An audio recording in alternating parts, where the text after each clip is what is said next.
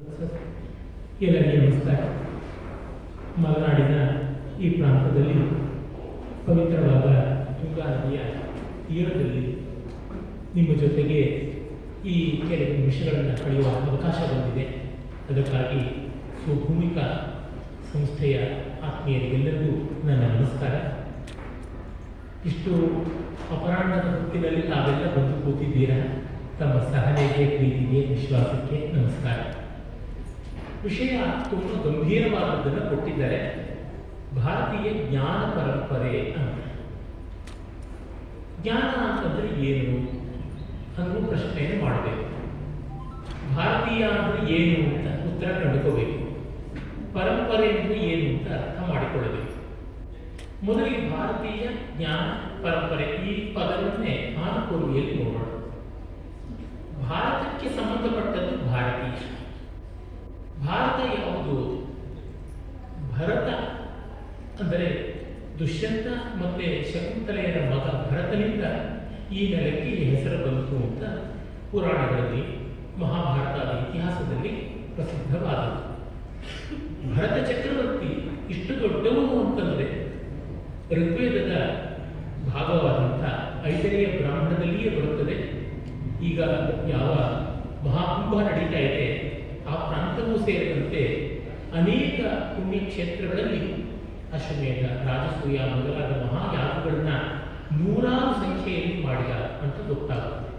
ಒಬ್ಬ ಧರ್ಮರಾಜ ಒಂದು ಮಾಡಿದ ರಾಜಸೂಯವನ್ನು ಅದರದ್ದು ನೂರಾರು ಮಾಡಿದ ಅಂತ ಗೊತ್ತಾಗುತ್ತದೆ. ಧರ್ಮರಾಜನಿಗೂ ಮುನ್ನ ಇದ್ದವನು, ಬಹಳ ಹಿಂದೆ ಇದ್ದವನು. ತನಗೆ ಯೋಗ್ಯರಾದ ಉತ್ತರಾಧಿಕಾರಿಗಳು ಇಲ್ಲ ಅಂದಾಗ ಭರದ್ವಾಜ ಮಹರ್ಷಿಯ ಮಗನಾದ ಭೂಮನ್ಯುವನ್ನು ಸಿಂಹಾಸನದಲ್ಲಿ ಕೂರಿಸಿದಂಥ ವ್ಯಕ್ತಿ. ಅಂದರೆ ಏನು? ತಮ್ಮ ಉತ್ತರಾಧಿಕಾರಿಗಳು ತಮ್ಮ ಮನೆಯಿಂದಲೇ ಬರಬೇಕು ಅಂತ ಅಪೇಕ್ಷೆ ಅವನಿಗಿರಲಿಲ್ಲ ಅಂತ ಗೊತ್ತಾಗ್ತದೆ. ಉತ್ತರ ಕ್ರಿಯಾಧಿಕಾರಿಗಳು ಉತ್ತರಾಧಿಕಾರಿಗಳಾಗಬೇಕು ಅಂತ ಏನೂ ಇಲ್ಲ. ಅವರು ಏನಿದ್ರು ಪ್ರಾಚೀನ ನೀತಿ, ಪಿಂಡ ಪ್ರದಾನ, ತರ್ಪಣಕ್ಕೆ ಆಧಾರವು.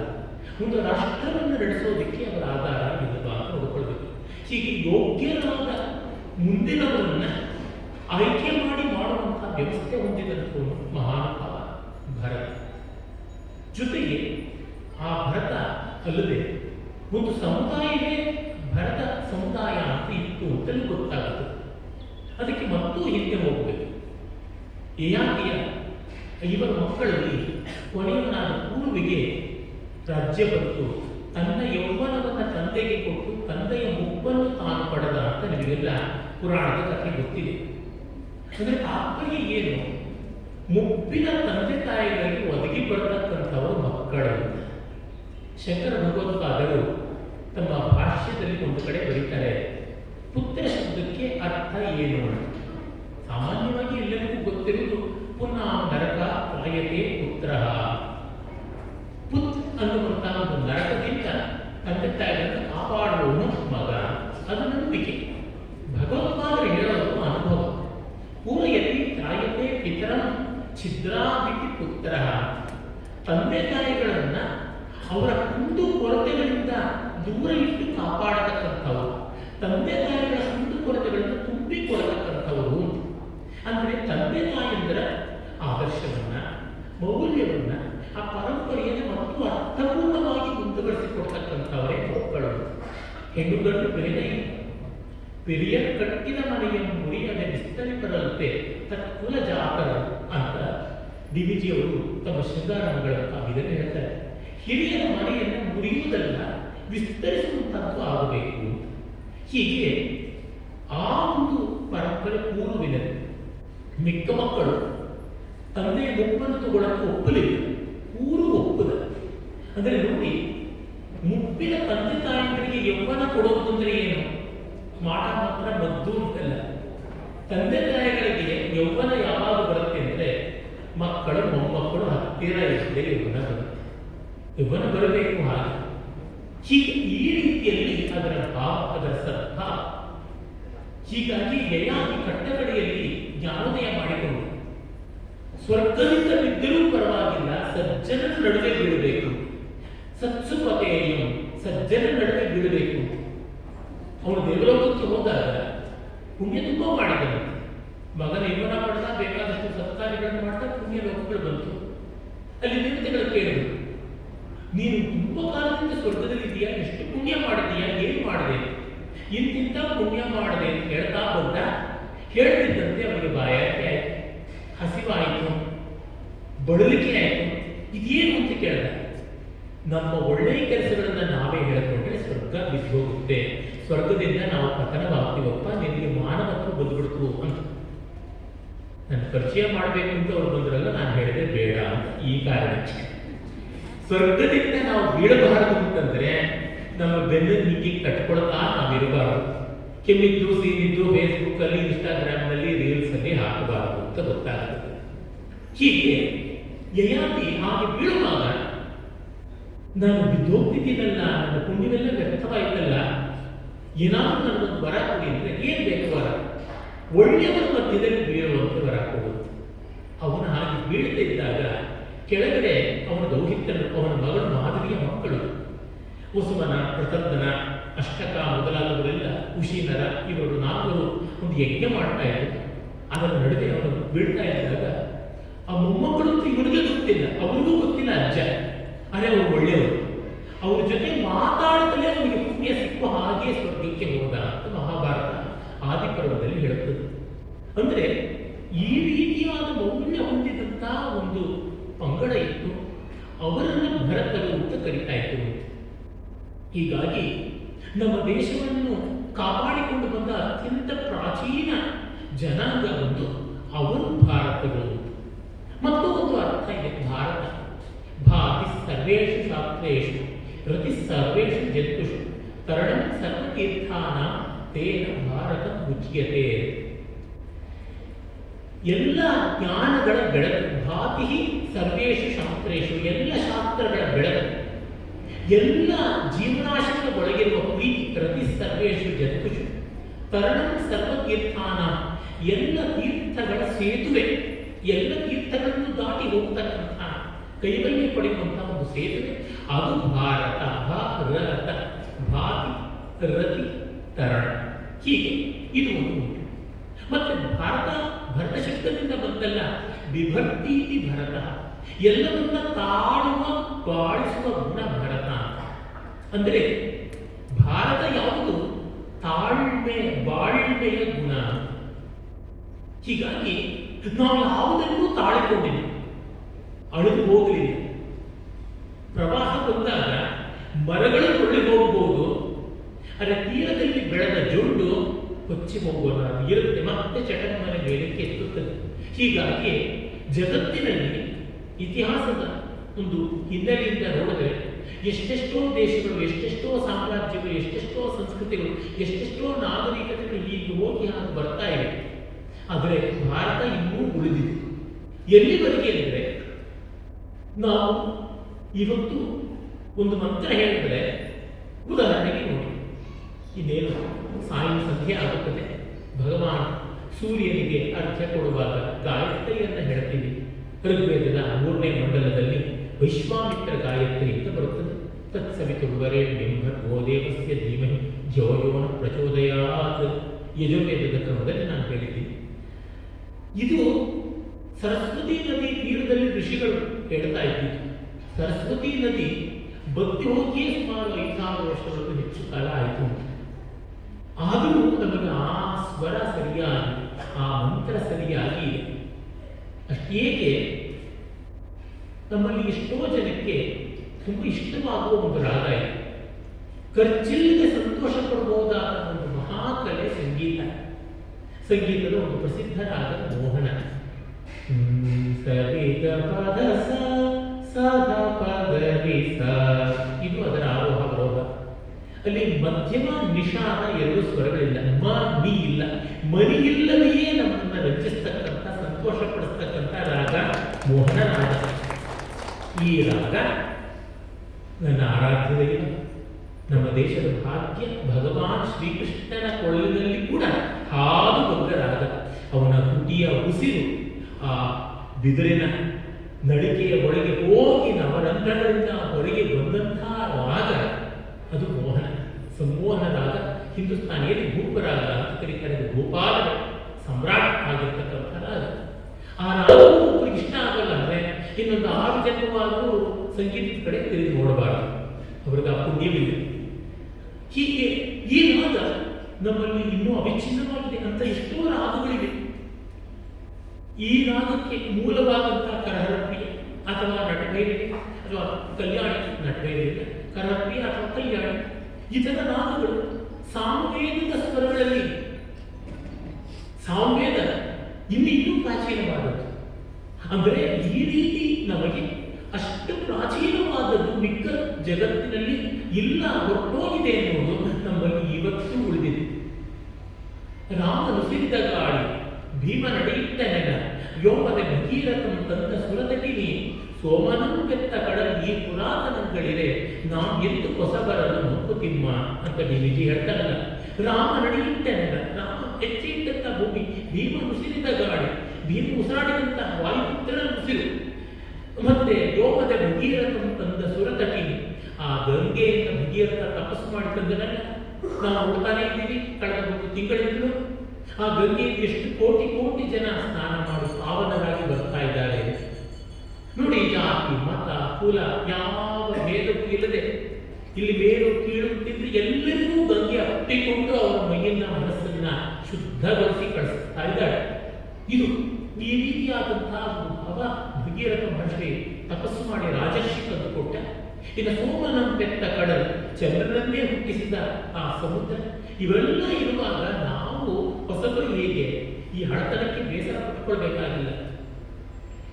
ಹಳವು ಒಂದು ಓಲ್ಡ್ ಈಸ್ ಗೋಲ್ಡ್, ಎಟರ್ನಲ್ ಅಂತನ್ನಬೇಕು, ಶಾಶ್ವತ. ಅದಕ್ಕೆ ನಮ್ಮ ಪರಂಪರೆಯನ್ನು ಸನಾತನ ಅಂತ ಹೊರತು ಪುರಾತನ ಅಂತ ಕರೀಲಿಲ್ಲ. ಸನಾತನ, ಸನಾತನ ಸದಾತನೇ ಅಂತ. ಸನಾತನ ಸದಾತನ ಎರಡು ಒಂದೇ. ಸದಾ ಇರುವಂಥದ್ದೇ ಸನ, ಸನಾ ಸದಾ ಎರಡು ಪದಗಳು ಒಂದೇ. ತುಂಬಾ ಜನಕ್ಕೆ ಸದಾ ಅನ್ನೋ ಪದ ಗೊತ್ತಿದ್ದಂತೆ ಸನ ಅನ್ನೋ ಪದ ಗೊತ್ತಿಲ್ಲ. ಸದಾ ಸನ ಎರಡೂ ಕೂಡ ಶಾಶ್ವತಾರ್ಥಕವಾಗಿ ನಿತ್ಯ ಅನ್ನುವ ಅರ್ಥದಲ್ಲಿ ಬಳಕೆಯಲ್ಲಿರ್ತಕ್ಕಂಥದ್ದು. ಹೀಗೆ ಈ ದೃಷ್ಟಿಯಿಂದ ನೋಡಿದಾಗ ಅವಿಚ್ಛಿನ್ನತೆ ಯಾವುದಿದೆ, ಆ ಮೌಲ್ಯಕ್ಕೆ ಬೆಲೆ ಕೊಟ್ಟಂತಹ ಸಂಸ್ಕೃತಿ ಭಾರತ ಅಂತ ಗೊತ್ತಾಯಿತು. ಇದಕ್ಕೆ ಸಂಬಂಧಪಟ್ಟದ್ದು ಭಾರತೀಯ ಜ್ಞಾನ. ಜ್ಞಾನ ಯಾವುದು? ಭಗವದ್ಗೀತೆಯ 13ನೇ ಅಧ್ಯಾಯದಲ್ಲಿ ಭಗವಾನ್ ಶ್ರೀಕೃಷ್ಣ 20 ಅಂಶಗಳನ್ನು ಹೇಳ್ತಾನೆ. ನಿಮ್ಮಲ್ಲಿ ಹಿರಿಯರಿಗೆ, ನನ್ನ ವಯಸ್ಸಿನವರು, ನನಗಿಂತ ಹೆಚ್ಚಿನ ಹಿರಿಯರಿಗೆ ಗಮನಕ್ಕೆ ಬಂದೆಲ್ಲರೂ ಸಾಕು. ಈಗ 25 ವರ್ಷಗಳ ಕೆಳಗೆ ತುರ್ತು ಪರಿಸ್ಥಿತಿ ಇತ್ತು, ಎಮರ್ಜೆನ್ಸಿ. ಆ ಕಾಲದಲ್ಲಿ 20 ಪಾಯಿಂಟ್ಸ್ ಪ್ರೋಗ್ರಾಮ್ ಅಂತ ನಮ್ಗೆ ಎಲ್ಲ ಕಡೆಗೂ ಬರ್ತಾ ಇತ್ತು. 20 ಅಂಶಗಳ ಕಾರ್ಯಕ್ರಮ. ಅದು ಹಿಂಗೆ ಬರುತ್ತೆ, ಹಿಂಗೆ ಹೋಗುತ್ತೆ. ರಾಜಕೀಯ ಕಾರ್ಯಕ್ರಮಗಳಿಗೆ ಆಯುಷ್ಯ ಇಲ್ಲ. ಆದರೆ ಇದು ಶ್ರೀಕೃಷ್ಣನ 20 ಪಾಯಿಂಟ್ಸ್ ಪ್ರೋಗ್ರಾಮ್. ಅಮಾನಿತ್ವಂ ಅದಮ್ಯತ್ವಂ ಅಂತ ಆರಂಭಿಸಿ ಅಧ್ಯಾತ್ಮ ಜ್ಞಾನ ನಿತ್ಯತ್ವಂ, ತತ್ವಜ್ಞಾನಾರ್ಥ ದರ್ಶನ, ಏತದ್ ಜ್ಞಾನ ಇತಿ ಪ್ರೋಕ್ತಂ ಅಜ್ಞಾನಂ ಯದತೋನ್ಯಥ ಅಂತ ಹೇಳ್ತಾರೆ. ಅಧ್ಯಾತ್ಮ ಜ್ಞಾನ ನಿತ್ಯತ್ವಂ. ಜ್ಞಾನ ಅಂದ್ರೆ ಯಾವುದು? ಅಧ್ಯಾತ್ಮ ಜ್ಞಾನವೇ ನಿಜವಾದ ಜ್ಞಾನ ಅಂತ. ತತ್ವಜ್ಞಾನಾರ್ಥ ದರ್ಶನ, ತತ್ವ, ತತ್ ಅದರ ತ್ವಕ್ತನ. ಪ್ರತಿಯೊಂದು ವಸ್ತುವಿನ, ಪ್ರತಿಯೊಂದು ವ್ಯಕ್ತಿಯ, ಪ್ರತಿಯೊಂದು ಅಸ್ತಿತ್ವದ ಸ್ವರೂಪ ಸ್ವಭಾವ ಏನು ಅಂತ ತಿಳ್ಕೊಳ್ಳೋದು, ಅದರ ಅರಿವಿರೋದು ಜ್ಞಾನ. ಇದು ಬಹಳ ಮುಖ್ಯ. ಹೀಗಾಗಿ ತತ್ವಜ್ಞಾನಾರ್ಥ ದರ್ಶನ ಮತ್ತೆ ಇದು ಬಹಳ ಮುಖ್ಯವಾದದ್ದು. ಅಧ್ಯಾತ್ಮ ಜ್ಞಾನ ನಿತ್ಯತ್ವ, ತತ್ವಜ್ಞಾನಾರ್ಥ ದರ್ಶನ, ಏತದ್ ಜ್ಞಾನ ಇತಿ ಪ್ರೋಕ್ತಂ. ಇದನ್ನ ಜ್ಞಾನ ಅಂತ. ಅಜ್ಞಾನ ಯದತೋನ್ಯಥ. ಇದೆಲ್ಲಕ್ಕೂ ಅಜ್ಞಾನ ಅಂದರೆ ಶಾಶ್ವತವಾದ ವಿಷಯ ತಿಳ್ಕೊಳ್ಬೇಕು, ನಿತ್ಯವಾದ ವಸ್ತುವನ್ನು ತಿಳ್ಕೊಳ್ಬೇಕು. ನಿತ್ಯ ಯಾವುದು ಅನ್ನೋದರ ಅರಿವು ಬೇಕು, ಅದು ಮಾತ್ರ ಜ್ಞಾನ. ಮಿಕ್ಕಿದ್ದು ತಪ್ಪಲ್ಲ, ಅದು ಗೌಣವಾದದ್ದು ಅಂತ. ಈಗ ಉದಾಹರಣೆಗೆ ನೋಡಿ, ಸಿಹಿ ತಿಂಡಿಗಳು ಬೇಕಾದಷ್ಟಿವೆ. ಸಜ್ಜಿಗೆ ಇರ್ಬೋದು, ಬೇಡ ಇರ್ಬೋದು, ಅಥವಾ ಜಾಮೂನ್ ಇರ್ಬೋದು, ಮೈಸೂರು ಪಾಕ್ ಇರ್ಬೋದು, ಮುದ್ದೆ ಇರ್ಬೋದು, ಪಾಯಸ ಇರ್ಬೋದು, ಬೇಕಾದಷ್ಟು ಇರ್ಬೋದು. ಅವುಗಳ ಆಳದಲ್ಲಿರುವಂತಹ ಸಿಹಿ ಬೆಲ್ಲವೋ ಸಕ್ಕರೆಯೋ ಒಂದು. ಅದರ ಆಳದಲ್ಲಿರುವುದು ಕಬ್ಬಿನ ಹಾಲು. ಹೀಗೆ ಕಬ್ಬಿನ ಹಾಲು ಎಲ್ಲ ಸಿಹಿಯ ಮೂಲ. ಇನ್ನೂ ಆಳಕ್ಕೆ ಹೋದರೆ ಗ್ಲೂಕೋಸ್, ಸೂಕ್ರೋಸ್ ಅಂತ ಕರೀತಾರೆ ವಿಜ್ಞಾನದಲ್ಲಿ. C6H12O6.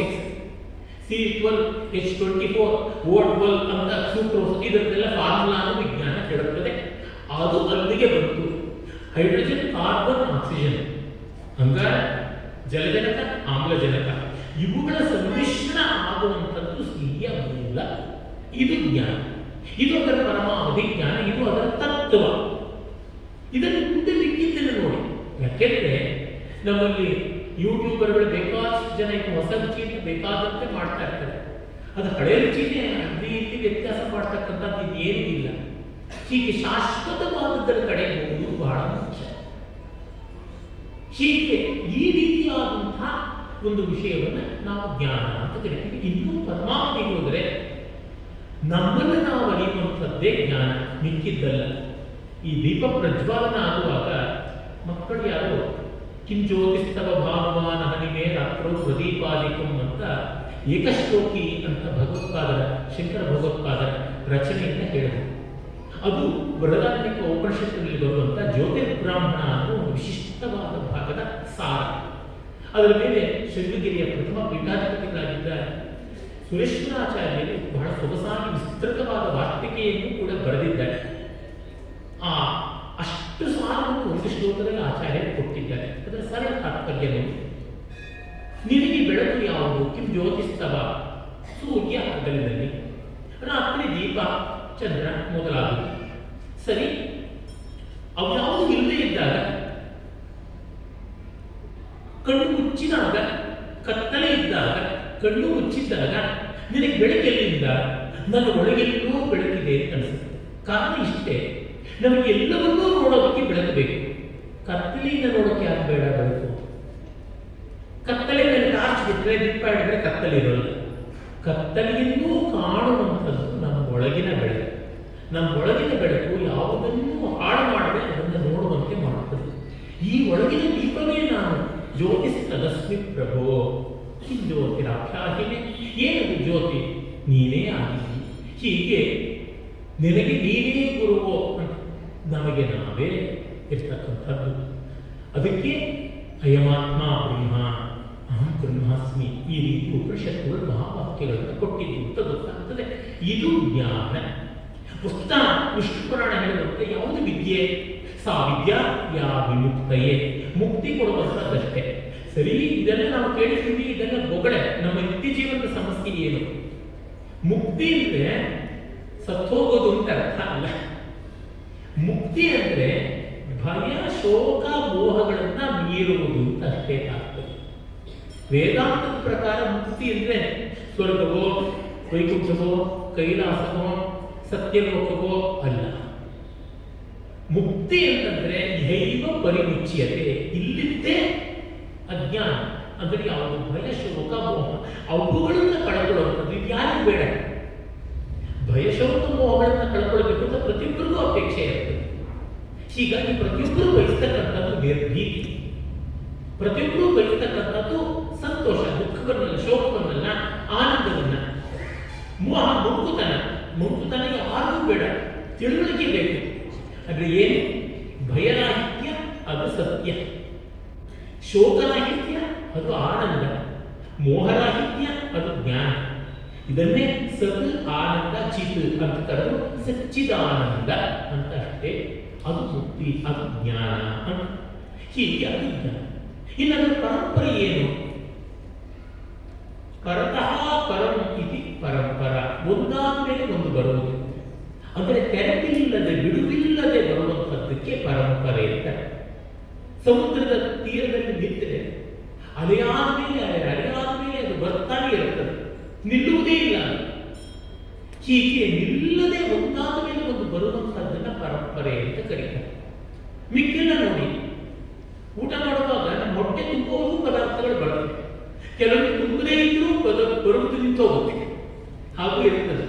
ಆದರೆ ಸಮುದ್ರದ ಅಲೆ ಆಗಲ್ಲ. ಹಾಗೆ ಆ ರೀತಿ ಅವಿಚ್ಛಿನ್ನವಾಗಿ ಬರುವುದು ಅಂದರೆ ಏನು? ದೊಡ್ಡ ಮೌಲ್ಯಗಳಲ್ಲಿ ಆಸ್ಥೆ, ಆತ್ಮತತ್ವಗಳ ತಿಳುವಳಿಕೆ, ಅದು ಅವಿಚ್ಛಿನ್ನವಾಗಿರುವುದು. ಇದು ಭಾರತೀಯ ಜ್ಞಾನ ಪರಂಪರೆ ಎಂಬ ಶಬ್ದದ ತಾತ್ಪರ್ಯ. ಇದರೊಳಗೆ ನಾವು ಸುಖವಾಗಿ ಬಾಳಿ ಬೇರೆಯವರನ್ನು ಸುಖವಾಗಿರುವಂತಹ ಸ್ವಾರಸ್ಯ ಇದೆ. ಇದನ್ನು ನಾವು ಗಮನಿಸಬೇಕು. ಹೀಗೆ ಉಂಟು. ಇನ್ನು ಜ್ಞಾನವನ್ನು ಅನೇಕ ವಿಧವಾಗಿ ವಿಭಾಗ ಮಾಡಿದ್ದಾರೆ. ಗೀತೆಯಲ್ಲೇ ತೆಗೆದುಕೊಂಡ್ರೆ ಭಗವದ್ಗೀತೆಯಲ್ಲಿ ಕೃಷ್ಣ ಒಂದು ಕಡೆ ಜ್ಞಾನ ವಿಜ್ಞಾನ ಸಹಿತವನ್ನು ಅಂತ ಹೇಳ್ತಾರೆ. ಜ್ಞಾನ ವಿಜ್ಞಾನ ಎರಡೂ ಸೇರಿರಬೇಕು. ವಿಜ್ಞಾನ ಶಬ್ದಕ್ಕೆ ಎರಡು ಅರ್ಥ ಉಂಟು. ವಿಜ್ಞಾನ ಶಿಲ್ಪಶಾಸ್ತ್ರಯೋ ಅಂತ ಅಮರಕೋಶ ಹೇಳುತ್ತದೆ. ಎಲ್ಲ ನಮ್ಮ ನಿತ್ಯ ಜೀವಿಕೆಗೆ ಬೇಕಾದಂಥ ತಿಳುವಳಿಕೆಯನ್ನು, ಜೀವನೋಪಾಯಕ್ಕೆ ಬೇಕಾಗಿರತಕ್ಕಂಥ ಜೀವನ ರಂಜನೆಗೆ ಬೇಕಾಗಿರುವಂಥ ಎಲ್ಲ ವಿಷಯಗಳನ್ನು ವಿಜ್ಞಾನ ಅಂತ ಕರೆದಿದ್ದಾರೆ. ಅಂದರೆ ನೋಡಿ, ಈಗ ಇಂಜಿನಿಯರಿಂಗ್ ವಿಜ್ಞಾನ, ಎಕನಾಮಿಕ್ಸ್ ವಿಜ್ಞಾನ, ಅಥವಾ ಕೃಷಿ ವಿಜ್ಞಾನ, ಸಂಗೀತ ವಿಜ್ಞಾನ, ಇದು ಎಲ್ಲವೂ ಕೂಡ ವಿಜ್ಞಾನ. ಶಿಲ್ಪ ಶಾಸ್ತ್ರಯೋ, ಶಾಸ್ತ್ರ ಅಂದರೆ ಇವತ್ತಿನ ಸೈನ್ಸ್, ಶಿಲ್ಪ ಅಂತಂದ್ರೆ ಸ್ಕಿಲ್ ಅಂತ, ಕೌಶಲ ಅಂತ ಇವತ್ತೆಲ್ಲ ಬದಲಾಗುತ್ತೆ. ಭಗವತ್ಪಾದ ಮತ್ತೊಂದು ಅರ್ಥ ಕೊಡ್ತಾರೆ. ಜ್ಞಾನ ಅಂದರೆ ತಾತ್ವಿಕವಾಗಿ ತಿಳ್ಕೊಂಡದ್ದು, ಥಿಯರಿ ಅಂತ ಏನು ಹೇಳ್ತಾರೆ. ವಿಜ್ಞಾನ ಅಂತ ಅನುಭವಜನ್ಯವಾದದ್ದು. ಬೆಲ್ಲದ ತುಂಡು ಬಾಯಿಗಿಟ್ಟುಕೊಂಡ್ರೆ ಬಾಯಿ ಸಿಹಿ ಆಗುತ್ತೆ, ಒಂದು ಚಮಚ ಜೇನುತುಪ್ಪ ಬಾಯಿಗೆ ಹಾಕೊಂಡ್ರೆ ಸಿಹಿ ಆಗುತ್ತೆ ಅನ್ನುವ ತಿಳುವಳಿಕೆ ಜ್ಞಾನವಾದರೆ, ಅದನ್ನು ಆಸ್ವಾದಿಸಿದ ಮೇಲೆ ಬರುವಂತಹ ಅರಿವು ವಿಜ್ಞಾನ. ಹೀಗೆ ಅನುಭವಜನ್ಯವಾದ ಜ್ಞಾನ ಅಂತಲೂ ಹೇಳಿದ್ದಾರೆ. ಈ ರೀತಿ ಅದನ್ನು ಬೆಳೆಸಿದ್ದಾರೆ. ಅಂದರೆ ಏನು? ನಮ್ಮ ಪರಂಪರೆ, ಭಾರತೀಯ ಸಂಸ್ಕೃತಿ ಜೀವನಕ್ಕೆ, ವಾಸ್ತವ ಜಗತ್ತಿಗೆ ವಿಮುಖವಾಗಿಲ್ಲ. ಸುಖವಾಗಿ ಬದುಕೋಕ್ಕೆ ಏನು ಬೇಕು ಅಷ್ಟನ್ನು ನಮ್ಮ ಪೂರ್ವಜರು ಮಾಡಿಕೊಂಡಿದ್ದು. ಹಾಗಿರುವಾದರೆ ಜಗತ್ತಿನ ಮೂಲೆ ಮೂಲೆಗಳಿಂದ ಇಲ್ಲಿಗೆ ಬರ್ತಾ ಇರಲಿಲ್ಲ. ಮನುಸ್ಮೃತಿಯಲ್ಲಿಯೇ ಒಂದು ಮಾತು ಬರುತ್ತದೆ, ಏತದ್ದೇಶ ಸೂತಸ್ಯ ಸಕಾಶಾದ ಪ್ರಜನ್ಮನ ಸ್ವಂ ಚರಿತ್ರಂ ಶಿಕ್ಷೆಯದ ಪೃಥಿವ್ಯಾಂ ಸರ್ವಮಾನವ. ಇಲ್ಲಿದ್ದ ಉತ್ತಮರಿಂದ, ಇಲ್ಲಿದ್ದ ವಿವೇಕಿಗಳಿಂದ, ಇಲ್ಲಿದ್ದ ಜ್ಞಾನಿಗಳಿಂದ ಜಗತ್ತಿನ ಎಲ್ಲರೂ ತಿಳುವಳಿಕೆ ಪಡ್ಕೊಳ್ಳಿ. ಈಚೆಗೆ ನನ್ನ ಲೇಖಕ ಮಿತ್ರರಲ್ಲಿ ಒಬ್ಬರಾದ ವಸುಧೇಂದ್ರ, ಪ್ರಸಿದ್ಧ ಕಥೆಗಾರ, ಈಗ ಕಾದಂಬರಿಕಾರ, ಅವರು ರೇಷ್ಮೆ ಬಟ್ಟೆ ಅಂತ ಒಂದು ಕಾದಂಬರಿ ಬರೆದರು. ಅನೇಕರಿಗೆ ಗೊತ್ತಿರಬಹುದು, ಸಾಕಷ್ಟು ಜನಪ್ರಿಯವೂ ಆಯಿತು. ಅದು ರೇಷ್ಮೆ ಬಟ್ಟೆ, ಬಟ್ಟೆ ಶಬ್ದಕ್ಕೆ ಎರಡು ಅರ್ಥ ಇದೆ. ಈ ಬಟ್ಟೆ ಹಾದಿ, ಅದು ರೇಷ್ಮೆ ಹಾದಿ. ಚೀನಾದಿಂದ ರೇಷ್ಮೆ ಹಾದಿ ಹೇಗೆ ಜಗತ್ತನ್ನು ವ್ಯಾಪಿಸಿತು, ಅದನ್ನು ಸಿಲ್ಕ್ ರೂಟ್ ಅಂತ ಕರೀತಾರೆ. ಅದು ನೆಲದ ಮೇಲೆ ಹೆಚ್ಚಾಗಿ ಹೋದಂತ, ಆ ಮೂಲಕ ವಾಣಿಜ್ಯ ವ್ಯವಹಾರ ಎಲ್ಲ ಏನಾಯಿತು ಅಂತ ಅದು ದೊಡ್ಡ ಅಧ್ಯಯನ. ಅದರ ಜೊತೆಗೆ ಮತ್ತೊಂದಿದೆ, ಅದನ್ನು ಗೋಲ್ಡನ್ ರೂಟ್, ಗೋಲ್ಡ್ ರೂಟ್ ಅಥವಾ ಗೋಲ್ಡ್ ರೋಡ್ ಇಲ್ಲ ಸ್ಪೈಸ್ ರೋಡ್ ಅಂತ ಕರೀತಾರೆ. ಹೊನ್ನ ಹಾದಿ ಅಥವಾ ಸಂಭಾರಗಳ ಹಾದಿ, ಚಿನ್ನದ ಹಾದಿ ಇಲ್ಲ ಸಂಭಾರಗಳ ಹಾದಿ. ಅದರ ಬಗ್ಗೆ ಹೆಚ್ಚಿಗೆ ನಾವು ವಿಂಪಲ್ ಅಂತ ಒಬ್ಬ ಒಂದು ದೊಡ್ಡ ಇಂಗ್ಲಿಷ್ ಪುಸ್ತಕ ಬರೆದ, ಸಾಕಷ್ಟು ಪ್ರಸಿದ್ಧಿ ಆಯಿತು. ಆ ಪುಸ್ತಕದಲ್ಲಿ ಒಂದಷ್ಟು ತಪ್ಪುಗಳಿವೆ. ಆದ್ದರಿಂದ ಭಾರತದ ಬಗ್ಗೆ ಆದರ ಇದ್ದರೂ ಪೂರ್ಣವಾದ ಅರಿವಿಲ್ಲ, ಪೂರ್ಣವಾದ ಆದರ ಇಲ್ಲ. ಅಲ್ಲಿ ಸಾಕಷ್ಟು ತಪ್ಪುಗಳಿವೆ, ದುರುದ್ದೇಶಗಳು ಇವೆ. ಇದೆಲ್ಲ ಒಂದಷ್ಟು ಒಳ್ಳೆ ಮಾಹಿತಿಯೂ ಇದೆ. ಅಲ್ಲಿ ಭಾರತ ದೇಶದ ಬಗ್ಗೆ, ಭಾರತ ದೇಶವನ್ನು ಕುರಿತು ಜಗತ್ತೆಲ್ಲ ವಹಿಸಿದ ಆಸ್ತಿ, ಜಗತ್ತಿಗೆಲ್ಲ ಭಾರತ ಏನು ಕೊಡುತ್ತು ಅನ್ನುವುದನ್ನು ನೋಡಿದಾಗ ನಿಮಗೆ ಗೊತ್ತಾಗುತ್ತದೆ, ಭಾರತದಲ್ಲಿ ಜಗತ್ತಿನ ಬಂಗಾರ ಎಲ್ಲ ಬಂದು ಬೀಳ್ತಾ ಇದೆ. ಇದನ್ನ ಸುಮಾರು 2200 ವರ್ಷಗಳ ಕೆಳಗಿಂದಲೇ ನಾವು ನೋಡಬಹುದು. ಗ್ರೀಕರು, ರೋಮನರು, ಇವರೆಲ್ಲ ಕೂಡ, ಈಜಿಪ್ಷಿಯನ್ರು, ಇವರೆಲ್ಲ ಕೂಡ ಬಂಗಾರವನ್ನು ಭಾರತಕ್ಕೆ ಕೊಟ್ಟು ಇಲ್ಲಿಂದ ಕತ್ತಿ ಬಟ್ಟೆಗಳನ್ನ, ಶ್ರೀಗಂಧವನ್ನ, ಮೆಣಸನ್ನ ಮತ್ತೆ ಬೇರೆ ಬೇರೆ ವಸ್ತುಗಳನ್ನ ಎಲ್ಲ ಪಡ್ಕೊಂಡು ಹೋಗ್ತಾ ಇದೆ. ಗಣಿತವನ್ನ ಕಲಿತ್ಕೊಂಡು ಹೋಗ್ತಾ ಇದ್ವಿ. ಅದೆಷ್ಟೋ ಇತ್ತು. ಅದು ಇಲ್ಲಿಂದ ಇವತ್ತು ನಾವು ಬರ್ಮಾ ಆಚೆ ಇರ್ತಕ್ಕಂಥ ಕ್ಯಾಂಬೋಡಿಯಾ, ಇಂಡೋನೇಷಿಯಾ, ಥೈಲ್ಯಾಂಡ್ ಅಂತೆಲ್ಲ ಬೇಕಾದಷ್ಟಿಗೆಲ್ಲ, ಸಿಂಗಪುರ್ ಎಲ್ಲ, ಅವೆಲ್ಲಕ್ಕೂ ಸಂಸ್ಕೃತ ಹೆಸರೇನೆ ಮೊದಲಿದ್ದದ್ದು. ಥೈಲ್ಯಾಂಡ್ ಅನ್ನ ಬಂದು ಸುವರ್ಣದ್ವೀಪ ಅಂತ ಕರೀತಾ ಇದೆ. ಇಂಡೋನೇಷಿಯಾ ಬಂದು ಯವದ್ವೀಪ, ಬಲಿದ್ವೀಪ, ಜಾವಾ ಯವ ಅದು, ಬಾಲಿ ಅಂತ ಕರೆಯೋದು ಬಲಿದ್ವೀಪ. ಇನ್ನು ಬರ್ಮಾ ಬ್ರಹ್ಮದೇಶ. ಹೀಗೆ ಕರ್ಪೂರ ದ್ವೀಪ, ಮರಾಣ ದ್ವೀಪ ಅಂತ ಬೇರೆ ಬೇರೆ ಬೇರೆ ಬೇರೆ ದ್ವೀಪಗಳು ಬೇಕಾದಷ್ಟು. ಸಿಂಹಾಪುರವೇ ಸಿಂಗಪುರ, ನಿಮಗೆ ಗೊತ್ತೇ ಇದೆ. ಹೀಗೆ ಅಷ್ಟು ದೂರದ ಪೂರ್ವದ ಸಮುದ್ರ ಪ್ರಾಂತದಲ್ಲಿದ್ದಂಥವು. ಇತ್ತ ಕಡೆಗೆ ಈಜಿಪ್ಟು, ಮತ್ತೆ ಮಧ್ಯಪ್ರಾಚ್ಯ ಅಂತ ಏನು ಕರೀತಾರೆ, ಅರೇಬಿಯಾ ದೇಶಗಳು, ಪರ್ಷಿಯಾ, ಆಚೆ ಕಡೆ ಹೋದರೆ ಗ್ರೀಸ್, ಅತ್ತ ಕಡೆ ಹೋದರೆ ಇಟಲಿ, ಹೀಗೆ ಅಷ್ಟು ದೂರದವರೆಗೆ ಎಲ್ಲ ಕಡೆಗೂ ಕೂಡ ಎಲ್ಲರಿಗೂ ಭಾರತ ಬೇಕಾಗಿದೆ. ಬರೀ ವಸ್ತುಗಳಿಗೆ ಮಾತ್ರ ಬರದೆ ವಿಚಾರಗಳಿಗೂ ಬೇಕಾಗಿದೆ. ಬೌದ್ಧ ಭಿಕ್ಷುಗಳು, ವೈದಿಕರು ಎಲ್ಲ ಕಡೆಗೆ ಹೋಗಿ ಎಲ್ಲವನ್ನ ಪ್ರಸಾರ ಮಾಡ್ತಾ ಇದ್ದಾರೆ. ಸಂಸ್ಕೃತ ಭಾಷೆ ಎಲ್ಲ ಜಗತ್ತಿಗೆ ಬೇಕಾಗುವಂತೆ ಆಗಿದ್ದು ಅದರಿಂದಲೇ. ಅದನ್ನು ಸಂಸ್ಕೃತದ ಬಗ್ಗೆ ಅಂತ ಗೌರವ ಇಲ್ಲದೆ ಇರೋರು ಬರೆದಿದ್ದಾರೆ. ಶಳ್ಯಕೊಲ್ಲಕಂತವರು ಕೂಡ ಬರೆದಿದ್ದಾರೆ. ಹೀಗೆ ಲೌಕಿಕವಾಗಿ ಕೂಡ ಬೇಕಾದಷ್ಟು ಅಭ್ಯುದಯವನ್ನು ಸಾಧಿಸಿತು. ನೋಡಿ ಅದರ ಸ್ಥಿತಿ ಎಲ್ಲಿ ಬರ್ತಿತ್ತು ಅಂತಂದರೆ, ಭಾರತ ದೇಶಕ್ಕೆ ಸಮುದ್ರ ಮಾರ್ಗವನ್ನು ಹುಡುಕಬೇಕು ಅಂತ ಅಮೆರಿಕ ಹುಡುಕಿದ್ರು. America is a by product of the west of India. ಭಾರತದ ಹುಡುಕಾಟದಲ್ಲಿ ಯುರೋಪ್ ಕಂಡುಕೊಂಡ ಒಂದು ತುಣುಕು ಬೈ ಪ್ರಾಡಕ್ಟ್. ಬೈ ಪ್ರಾಡಕ್ಟ್ ಅಂತಂದ್ರೆ ಸಕ್ಕರೆ ಮಾಡುವಾಗ ಮೊಲಾಸಿಸ್ ಕಾಕಂಬಿ ಅಂತಾರಲ್ಲ, ಅದು ಬೈ ಪ್ರಾಡಕ್ಟ್. ರೇಷ್ಮೆ ಎಳೆ ತೆಗೆಯುವಾಗ ತುಂಡು ತುಂಡಾಗಿ ಬರ್ತಲ್ಲ ರೇಷ್ಮೆ ತುಂಡುಗಳು ಕೆಲವೆಲ್ಲ, ಅದನ್ನು ಸೇರಿಸ್ಬಿಟ್ಟು ಸ್ಪನ್ ಸಿಲ್ಕ್ ಅಂತ ಮಾಡ್ತಾರೆ, ಅದು ಬೈ ಪ್ರಾಡಕ್ಟ್. ಬೈ ಪ್ರಾಡಕ್ಟ್ ಯಾವತ್ತೂ ಕಡಿಮೆ ಇದೆ. ತೆಂಗಿನ ಎಣ್ಣೆ ತೆಗೆಯುವಾಗ ಹಿಂಡಿ ಬರುತ್ತಲ್ಲ, ಅದು ಬೈ ಪ್ರಾಡಕ್ಟ್. ಅಮೆರಿಕ ಆ ರೀತಿ ಆ ಕಾಲ ಅಂತ ನೋಡಿದಾಗ ಭಾರತದ ಹುಡುಕಾಟದಲ್ಲಿ ಅಮೆರಿಕ, ವೆಸ್ಪೂಸಿ, ಮತ್ತು ಮ್ಯಾಗ್ಯುಲ್ಯಾನ್ ಇವರೆಲ್ಲ ಹತ್ತು ಕಡೆ ಹೋದರು. ಆದರೆ ಫ್ರಾನ್ಸಿಸ್ ಡ್ರೇಕ್ ಸುತ್ತಕೊಂಡು ಬಂದ. ಆಮೇಲೆ ಅವನಿಗೂ ಆಗಲಿಲ್ಲ, ವಾಸ್ಕೋ ಡ ಗಾಮನಿಗೆ ಆಯ್ತು ಅಂತ ನಮ್ಗೆ ಗೊತ್ತಿದೆ ಇತಿಹಾಸ. ಇವರಿಗೆ ಪೆದ್ದ ಹುಚ್ಚ ಬೆಪ್ಪ ಶಿವಲಿಲಿಯ ಭಾರತಕ್ಕೆ ಬರಬೇಕು ಅಂತ.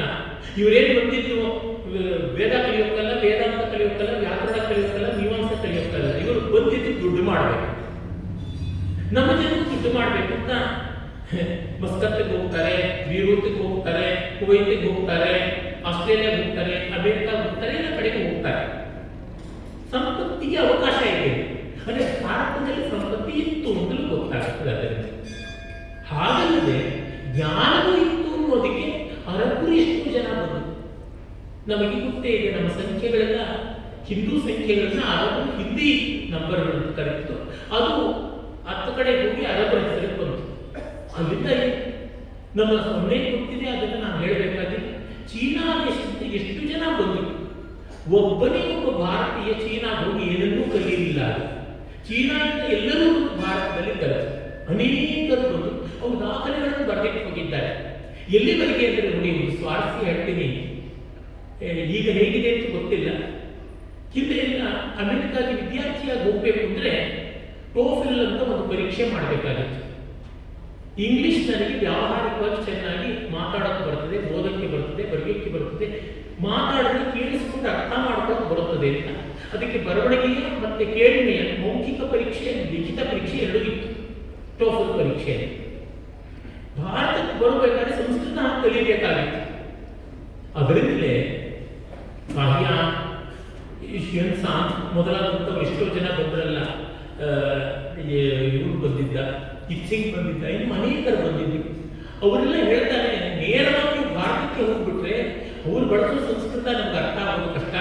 ಅದಕ್ಕೆ ಹೋಗ್ಬಿಟ್ಟಿದ್ರೆ ಮೊದಲು ನೀವು ಕಂಬೋಡಿಯಾ, ಕಂಬುಜ ದೇಶ, ಕಂಬುಜವನ್ನು ಕ್ಯಾಂಬೋಡಿಯಾ ಅಂತ ಕರೀತಾರೆ. ಇಂಡೋನೇಷಿಯಾ, ಅದೇ ಜಾವಾ, ಯವದ್ವೀಪ ಮತ್ತೆ ಬಲಿದ್ವೀಪ, ಅಲ್ಲಿಗೆಲ್ಲ ಹೋಗಿ ನೀವು ಅಲ್ಲಿ ಸಂಸ್ಕೃತ ಕಲಿಸ್ತಾರೆ. ಅಲ್ಲಿ ಸ್ವಲ್ಪ ಸಂಸ್ಕೃತ 1-2 ವರ್ಷ ಕಲಿತು ಅಭ್ಯಾಸ ಮಾಡಿಕೊಂಡು ಆನಂದ ವಿಶ್ವವಿದ್ಯಾಲಯಕ್ಕೋ, ಓದಂತಪುರಿಗೋ, ವಿಕ್ರಮಶೀಲ ಅಥವಾ ಯಾವುದಕ್ಕೋ ಬಂದ್ರೆ ನಿಮಗೆ ಇಲ್ಲಿರುವ ಪಾಠ ಅರ್ಥ ಆಗುತ್ತೆ. ಅಂದ್ರೆ ಏನು, ಆ ಕಾಲದ ಟೋಫೆಲ್ ಪರೀಕ್ಷೆ ಅಲ್ಲಿ ನಡೀತಾ ಇತ್ತು ಅಂತ. ಇದು ಭಾರತ ಲೌಕಿಕಾದಿ ಶಾಸ್ತ್ರಗಳು, ಆಧ್ಯಾತ್ಮಿಕ ಶಾಸ್ತ್ರಗಳು ವಿದ್ಯೆ ಕಲಿಸೋದಕ್ಕೂ ಜಗತ್ತಿಗೆ ಗುರುವಾಗಿತ್ತು ಅಂತ ಗೊತ್ತಾಗುತ್ತೆ. ಜಗತ್ತಿನ ಮೊದಲ ವಿಶ್ವವಿದ್ಯಾಲಯವೇ ತಕ್ಷಶಿಲಾ ವಿಶ್ವವಿದ್ಯಾಲಯ ಅಂತ ನಮಗೆ ಗೊತ್ತಿದೆ. ಈಗೆಲ್ಲ ಇವತ್ತು ಇನ್ಸ್ಟಿಟ್ಯೂಟ್ ಆಫ್ ಸೈನ್ಸ್ ಅಲ್ಲೆಲ್ಲ ಗೇಟ್ ಪರೀಕ್ಷೆ, DAT ಗೇಟ್ ಪರೀಕ್ಷೆ ಅಂತ ಕರೀತಾರೆ. ಅಲ್ಲಿ ಅಕ್ಷರಾರ್ಥದಲ್ಲಿ ಗೇಟ್ ಪರೀಕ್ಷೆ ನಡೀತಾ ಇತ್ತು. ದ್ವಾರ ಪಂಡಿತರು ಅಂತ ಇರ್ತಾ ಇದ್ರು, ಬಾಗಿಲಲ್ಲೇ ಪ್ರಶ್ನೆ ಕೇಳ್ತಾ ಇದ್ರು, ವಿದ್ಯಾರ್ಥಿ ಉತ್ತರ ಕೊಟ್ಟರೆ ಒಳಗೆ ಬರ್ಬೋದು, ಇತರ ಹೊರಗೆ ಹೋಗ್ಬೋದು. ಆ ರೀತಿಯಾಗಿ ಅಂದ್ರೆ ಒಂದು ಕಡೆ ಸಂಪತ್ತಿಗಾಗಿ ಬರೋದು, ಮತ್ತೊಂದು ಕಡೆ ಜ್ಞಾನ ಸಂಪತ್ತಿ ಬದುಕಿಗಾಗಿ ಬರ್ತಾ ಇದ್ರು. ಹೀಗಾಗಿ ನಮ್ಮ ಪೂರ್ವಜರಿಗೆ ತಿಳುವಳಿಕೆ ಇರಲಿಲ್ಲ ಅಂತ ಏನಿಲ್ಲ, ಹೊಟ್ಟೆಗಿರಲಿಲ್ಲ ಅಂತ ಏನೂ ಇರಲಿಲ್ಲ, ನೆಮ್ಮದಿ ಬದುಕು ಇರಲಿಲ್ಲ ಅಂತ ಏನೂ ಇರಲಿಲ್ಲ ಅಂತ ಅರ್ಥ ಮಾಡ್ಕೊಳ್ಬೇಕಾದ್ರೆ ಭಾರತ ಎಲ್ಲ ವಿಧದಿಂದಲೂ ಮಿಕ್ಕ ಜಗತ್ತಿಗೆ ಹೋಲಿಸಿದ್ರೆ ಶ್ರೀಮಂತವಾಗಿತ್ತು, ಸಮೃದ್ಧವಾಗಿತ್ತು. ಯಾವ ಮಟ್ಟಕ್ಕೆ ಅಂದರೆ ಒಂದು ರಾಷ್ಟ್ರದ ನಿರ್ಮಾಣದಲ್ಲಿ ತುಂಬಾ ಮುಖ್ಯ ಪಾತ್ರ ವಹಿಸ್ತಕ್ಕಂಥ ಲೋಹ ಯಾವುದು? ಕಬ್ಬಿಣ. ಕಬ್ಬಿಣ ಅತ್ಯಂತ ಉತ್ತಮ ಮಟ್ಟದ ಕಬ್ಬಿಣ ಭಾರತದಲ್ಲಿ ತಯಾರಾಗ್ತಾ ಇತ್ತು. ಅಲೆಕ್ಸಾಂಡರ್ ನಮ್ಮ ದೇಶಕ್ಕೆ ಬಂದಾಗ ಪೌರವ, ನಂಬಿ ಮೊದಲಾದಂಥ ರಾಜರು ಅವನಿಗೆ ಉಡುಗೊರೆಯಾಗಿ ಕೊಟ್ಟಿದ್ದು ಕಬ್ಬಿಣವನ್ನು. ಪ್ಲಿನಿ ಅವನು ಬರೀತಾನೆ, ಈಗ 2100 ವರ್ಷಗಳ ಹಿಂದೆ ಇತ್ತು, ಬ್ಲ್ಯಾಕ್ ಗೋಲ್ಡ್, ಕಪ್ಪು ಬಂಗಾರ ಅದು ಕಬ್ಬಿಣ ಅಂತದ್ದು ನಮ್ಮ ದೇಶದಲ್ಲಿ. ಅದು ಇಲ್ಲಿವರೆಗೂ ಇತ್ತು. 18ನೇ ಶತಮಾನದಲ್ಲೂ ಭಾರತ ಕಬ್ಬಿಣವನ್ನು ಚೆನ್ನಾಗಿ ತಯಾರು ಮಾಡ್ತಾ ಇತ್ತು. ಅದನ್ನ ಪಾಶ್ಚಾತ್ಯರೇ ಬರೆದಿದ್ದಾರೆ. ಕೋಲ್ ಬ್ರೂಕ್ಸ್ ಅಂತ ಒಬ್ಬ ಎಲ್ಲ ಓಡಾಡಿಕೊಂಡು ಅಧ್ಯಯನ ಮಾಡಿಕೊಂಡು ರಿಪೋರ್ಟ್ ಕೊಡ್ತಾನೆ. ಅವನು ಇಂಗ್ಲಿಷ್ನಲ್ಲಿ ಬರೆದಾಗಲೇ ಬ್ರಿಟಿಷ್ ಮ್ಯೂಸಿಯಂನಲ್ಲಿ ಇದ್ದದನ್ನ ಧರ್ಮಪಾಲರು ಮತ್ತೆ ಅಚ್ಚು ಮಾಡಿದ್ದಾರೆ. Science and technology 18th century India ಅಂತ ಅಲ್ಲಿ ಬರೀತಾರೆ. The worst quality of steel produced in south of India was much better than the best quality of steel produced anywhere in Europe. ಇಡೀ ಯುರೋಪ್ನಲ್ಲಿ ಅತ್ಯುತ್ತಮ ಕಬ್ಬಿಣ ತಯಾರು ಮಾಡಿದ್ರು, ಅದು ದಕ್ಷಿಣ ಭಾರತದ ಅತ್ಯಂತ ಕಳಪೆ ಕಬ್ಬಿಣಕ್ಕಿಂತ ಕೀಳಾಗಿರ್ತಾ ಇತ್ತು. ಆ ಮಟ್ಟಕ್ಕೆ ಲೌಕಿಕ ವಿದ್ಯೆಗಳಲ್ಲಿ ಮುಂದುವರೆದಿತ್ತು ಅಂತ ನಮಗೆ ಗೊತ್ತಾಗುತ್ತದೆ. ನ್ಯೂಟನ್ ಗಣಿತದ ಕೆಲವು ಪ್ರಮೇಯಗಳನ್ನು, ವಿಶೇಷತಃ ಕ್ಯಾಲ್ಕುಲಸ್, ಚಲನಶಾಸ್ತ್ರ, ಅದನ್ನ ಅವನು ಆವಿಷ್ಕಾರ ಮಾಡುವ ಮುನ್ನವೇ ಕೇರಳದ ಗಣಿತಜ್ಞರು ಮಾಡಿದ್ರು ಅಂತ ಈಗ ಒಂದು ಸಂಶೋಧನೆಯಿಂದ ಗೊತ್ತಾಗಿದೆ. ಇಲ್ಲಿ ಯಾತಕ್ಕೆ ಮಾತು ಹೇಳಕ್ಕೆ ಬಂದೆ ಅಂದರೆ, ನಮ್ಮ ಪರಂಪರೆಯಲ್ಲಿ ಹೊಟ್ಟೆಗಿಟ್ಟಂತೆ ಆಕಾಶ ನೋಡೋದಂತ ಯಾರು ಆಕ್ಷೇಪ ಮಾಡಬಾರದು. ನೋಡಿ, ಇಷ್ಟು ಚೆನ್ನಾಗಿ ಬದುಕ್ತಾ ಇದ್ರು ಅನ್ನೋದಕ್ಕೆ ಒಂದೆರಡು ಉದಾಹರಣೆಗಳು ಕೊಡ್ತೀನಿ. ನಮ್ಮ ಪರಂಪರೆಯಿಂದಲೇ ಜಗತ್ತಿನಲ್ಲಿ ಅಡುಗೆಯನ್ನು ಒಂದು ವಿದ್ಯೆಯಂತೆ ಎಲ್ಲಿಯೂ ಬರೆದ ದಾಖಲೆಗಳು ಇಲ್ಲ. ಕುಕಡಿ, ಪಾಕಶಾಸ್ತ್ರ ನಮ್ಮಲ್ಲಿ 16 ಗ್ರಂಥಗಳಿವೆ. ಪಾಕದರ್ಪಣ, ನಳಪಾಕ, ಭೋಜನ ಕುತೂಹಲ, ಕ್ಷೇಮ ಕುತೂಹಲ, ಈ ರೀತಿಯಾದ ಸ್ವತಂತ್ರ ಗ್ರಂಥಗಳಿವೆ. ಚರಕ ಮೊದಲಾದಂತಹ ಆಯುರ್ವೇದ ವಿದ್ವಾಂಸರ ಗ್ರಂಥಗಳಲ್ಲಿ ಭಾಗಗಳಾಗಿವೆ. ಶಿವತತ್ವರತ್ನಾಕರ ಇದೇ ಕೆಳದಿಯಲ್ಲಿ ಬಂದಂತಹ ಒಂದು ವಿಶ್ವಕೋಶ. ಅದಕ್ಕೂ ಮುಂಚೆ, ಈಗ ಒಂದು 800 ವರ್ಷಗಳ ಮುಂಚೆ ಕಲ್ಯಾಣ, ಬಸವ ಕಲ್ಯಾಣ ಅಂತ ಇವತ್ತು ಹೇಳ್ತಾರೆ. ಕಲ್ಯಾಣದಲ್ಲಿ ಸೋಮೇಶ್ವರ, 3ನೇ ಸೋಮೇಶ್ವರ ಅವರ ಬರೆದ ಮಾನಸೋಲ್ಲಾಸದಲ್ಲಿ ಬರ್ತದೆ. ಅಡುಗೆಯಿಂದ ಕುರಿತು ಒಂದು ಶಾಸ್ತ್ರೀಯವಾದ ಬರವಣಿಗೆ. ಅದಂದ್ರೆ ಎಷ್ಟೋ ಈ ಜೀವನ ಕುತೂಹಲವಿತ್ತು ಅಂತ ಗೊತ್ತಾಗುತ್ತದೆ. ಇನ್ನು ಇದು ಹೋಗಲಿ, ಅಭಿನಯವನ್ನು ಕುರಿತು, ರಂಗಕಲೆಯನ್ನು ಕುರಿತು 19ನೇ ಶತಮಾನದವರೆಗೆ ಮಿಕ್ಕ ಜಗತ್ತಿನಲ್ಲಿ ಯಾರೂ ಏನೂ ಬರೆದಿರಲಿಲ್ಲ. ಒಂದು ನಾಟ್ಯಶಾಸ್ತ್ರ ಬಂತು. ಒಂದು ಕೈಯ ಬೆರಳುಗಳನ್ನು ಯಾವ್ಯಾವ ರೀತಿ ಇಟ್ಟರೆ ಏನೇನು ಅರ್ಥ ಬರುತ್ತದೆ. ಇದು ಪತಾಕ, ಇದು ತ್ರಿಪತಾಕ, ಇದು ಅರ್ಧಪತಾಕ, ಇದು ಕಪಿತ್ತ, ಇದು ಕಟಕಾಮುಖ, ಇದು ಸರ್ಪಶೀರ್ಷ, ಇದು ಚಂದ್ರಕಲ, ಹೀಗೆ ಇದು ಹಂಸಾಸ್ಯ, ಇದು ಅಲಪದ್ಮ, ಇದು ಶಿಖರ, ಇದು ಮುಷ್ಟಿ, ಇದು ಕತ್ತರಿ ಅಂತ ಹೀಗೆ ಎಷ್ಟೊಂದು ಬಗೆಯಲ್ಲಿ ಕಣ್ಣುಗಳು 32 ಬಗೆಯಲ್ಲಿ ಓಡಾಡಿಸಿ ಹೊಂದಿಸಬಹುದಾದ ಭಾವಗಳು, ಇವೆಲ್ಲದರ ವಿವರಗಳನ್ನು ಬರೆದಿದ್ದಾರೆ. ಅಂದ್ರೆ ಏನು, ಇಷ್ಟನ್ನು ಆಸ್ವಾದಿಸೋದಕ್ಕೆ ಬೇಕಾದದ್ದನ್ನು ಮಾಡಿಕೊಂಡಿದ್ರು ಅಂತ ಗೊತ್ತಾಗ್ತದೆ. ಈಗ ಒಂದೊಂದು ಕ್ಷೇತ್ರದಲ್ಲೂ ನೋಡಿದರೆ ಲೌಕಿಕ ವಿದ್ಯೆಗಳಲ್ಲಿ ಚೆನ್ನಾಗಿತ್ತು. ಏನು ಬೇಡ, ನಮ್ಮ ದೇಶದಲ್ಲಿ ಕೃಷಿ ಕಡಿಮೆ ಅಂದರೆ ಒಂದು 30-40 ಸಾವಿರ ವರ್ಷಗಳಿಂದ ನಡೀತಾ ಇದೆ ಅಂತ. ಇಷ್ಟು ಸಾವಿರ ವರ್ಷಗಳಿಂದ ಕೃಷಿ ನಡೆದರೆ ಮಣ್ಣು ಎಷ್ಟು ದುರ್ಬಲವಾಗುತ್ತದೆ ಅಂತ ನಿಮಗೆ ಗೊತ್ತಿದೆ. ಅದರಲ್ಲೂ ಜಗತ್ತಿನಲ್ಲಿ ಅತ್ಯಂತ ಪ್ರಾಚೀನ ಕಾಲದಿಂದ ಕೃಷಿ ನಡೆದಿರ್ತಕ್ಕಂಥದ್ದು ಯಾವುದು ಅಂದರೆ ಆರ್ಯಾವರ್ತ. ಆರ್ಯಾವರ್ತ ಅಂದರೆ ಯಾವುದು? ಒಂದು ಕಡೆ ಸಿಂಧೂ ನದಿ, ಇನ್ನೊಂದು ಕಡೆ ಗಂಗಾ ನದಿ, ಎರಡರ ನಡುವೆ, ಹತ್ತ ಕಡೆ ಮೇಲೆ ಹಿಮಾಲಯ, ಕೆಳಗಡೆ ವಿಂಧ್ಯ, ಅದರ ಮಧ್ಯದಲ್ಲಿ ಬರ್ತಕ್ಕಂಥದ್ದು, ಅದನ್ನು ಆರ್ಯಾವರ್ತ. ಆರ್ಯಾವರ್ತ ಅನ್ನೋದರ ಮೂಲ ಅರ್ಥ ಏನು?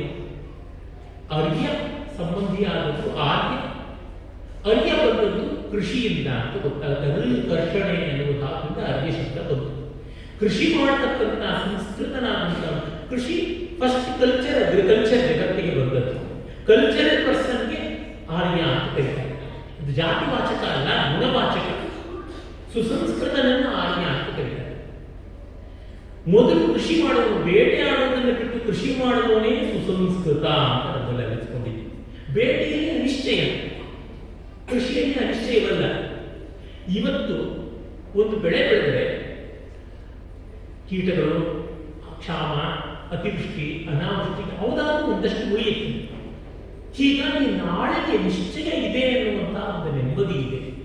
ಒಂದು ಕಡೆ ನೆಲೆಗಿರ್ತಾನೆ, ತಾನು ತನ್ನದು ಅನ್ನುವ ಪ್ರೀತಿ ಬರುತ್ತದೆ. ಬೇಟೆಯಾಡೋರಿಗೆ ಎಲ್ಲಿ ಬೇಟೆ ಇದೆ ಅಲ್ಲಿ ಹೋಗ್ತಾ ಇರ್ತಾರೆ. ಕೃಷಿ ಆಗಲ್ಲ, ಒಕ್ಕಲು ಅಲ್ಲೇ ಉಳಿತಾರೆ, ಅಲ್ಲಿಂದ ಬೇರೆ ಕಡೆ ಹೋಗಲ್ಲ. ನೆಲದ ಪ್ರೀತಿ, ತಾಯಿ ನೆಲದ ಪ್ರೀತಿ, ಸಂಸ್ಕೃತಿ ಹಾಗೆ ಬರುತ್ತದೆ. ಅದು ಆರ್ಯ ಗುಣ. ಆರ್ಯ ಗುಣ ಅನ್ನೋದು ಆ ಆರ್ಯರು ನೆಲೆಸಿರ್ತಕ್ಕಂಥ ಜಾಗ ಅಂದ್ರೆ ಅದು ಆರ್ಯ ದ್ರಾವಿಡ ಅಲ್ಲ. ಕೃಷಿ ಮಾಡೋದ್ರೆಲ್ಲ ಆರ್ಯರು. ಮೊದಲು ನಾವೆಲ್ಲರೂ ಮಾಡಿದ ಕೃಷಿ.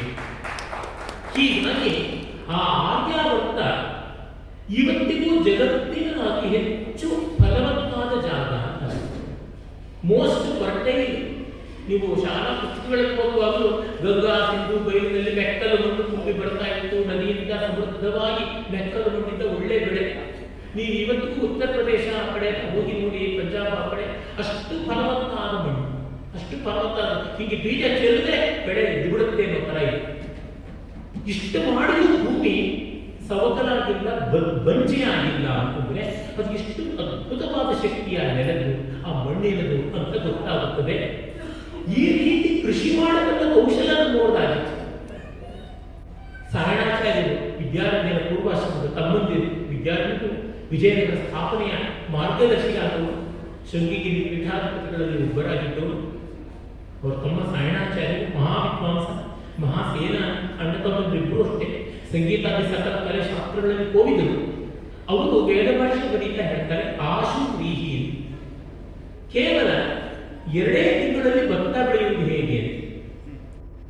ಹ್ಯೂನ್ಸಾಂಗ್ ಈಗ 1300 ವರ್ಷಗಳಿಗೂ ಹಿಂದೆ ನಾಲಂದ ವಿಶ್ವವಿದ್ಯಾಲಯಕ್ಕೆ ಬಂದಾಗ ಅವನು ತುಂಬಾ ಬುದ್ಧಿವಂತ ವಿದ್ಯಾರ್ಥಿ, ಮೆರಿಟೋರಿಯಸ್ ಸ್ಟೂಡೆಂಟ್ ಅಂತ ಅವನಿಗೆ ಸ್ಪೆಷಲ್ ಸ್ಟೈಪಂಡ್ ಕೊಡ್ತಾ ಇದ್ರು, ವಿದ್ಯಾರ್ಥಿ ವೇತನ.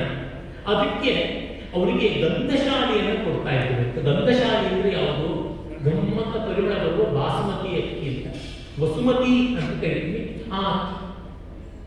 ಆ ತರದ ಶಾಸ್ತ್ರ ಗ್ರಂಥಗಳಲ್ಲಿ ಸುಮಾರು 400 ಬಗೆಯ ಭತ್ತದ ತಳಿಗಳನ್ನು ನಾವು ನೋಡ್ತೀವಿ. ಶಾಲಿ, ಮಹಾಶಾಲಿ, ವ್ರೀಹಿ, ಗಂಧಶಾಲಿ, ರಕ್ತಶಾಲಿ ಹೀಗೆಲ್ಲ ಇದೆ.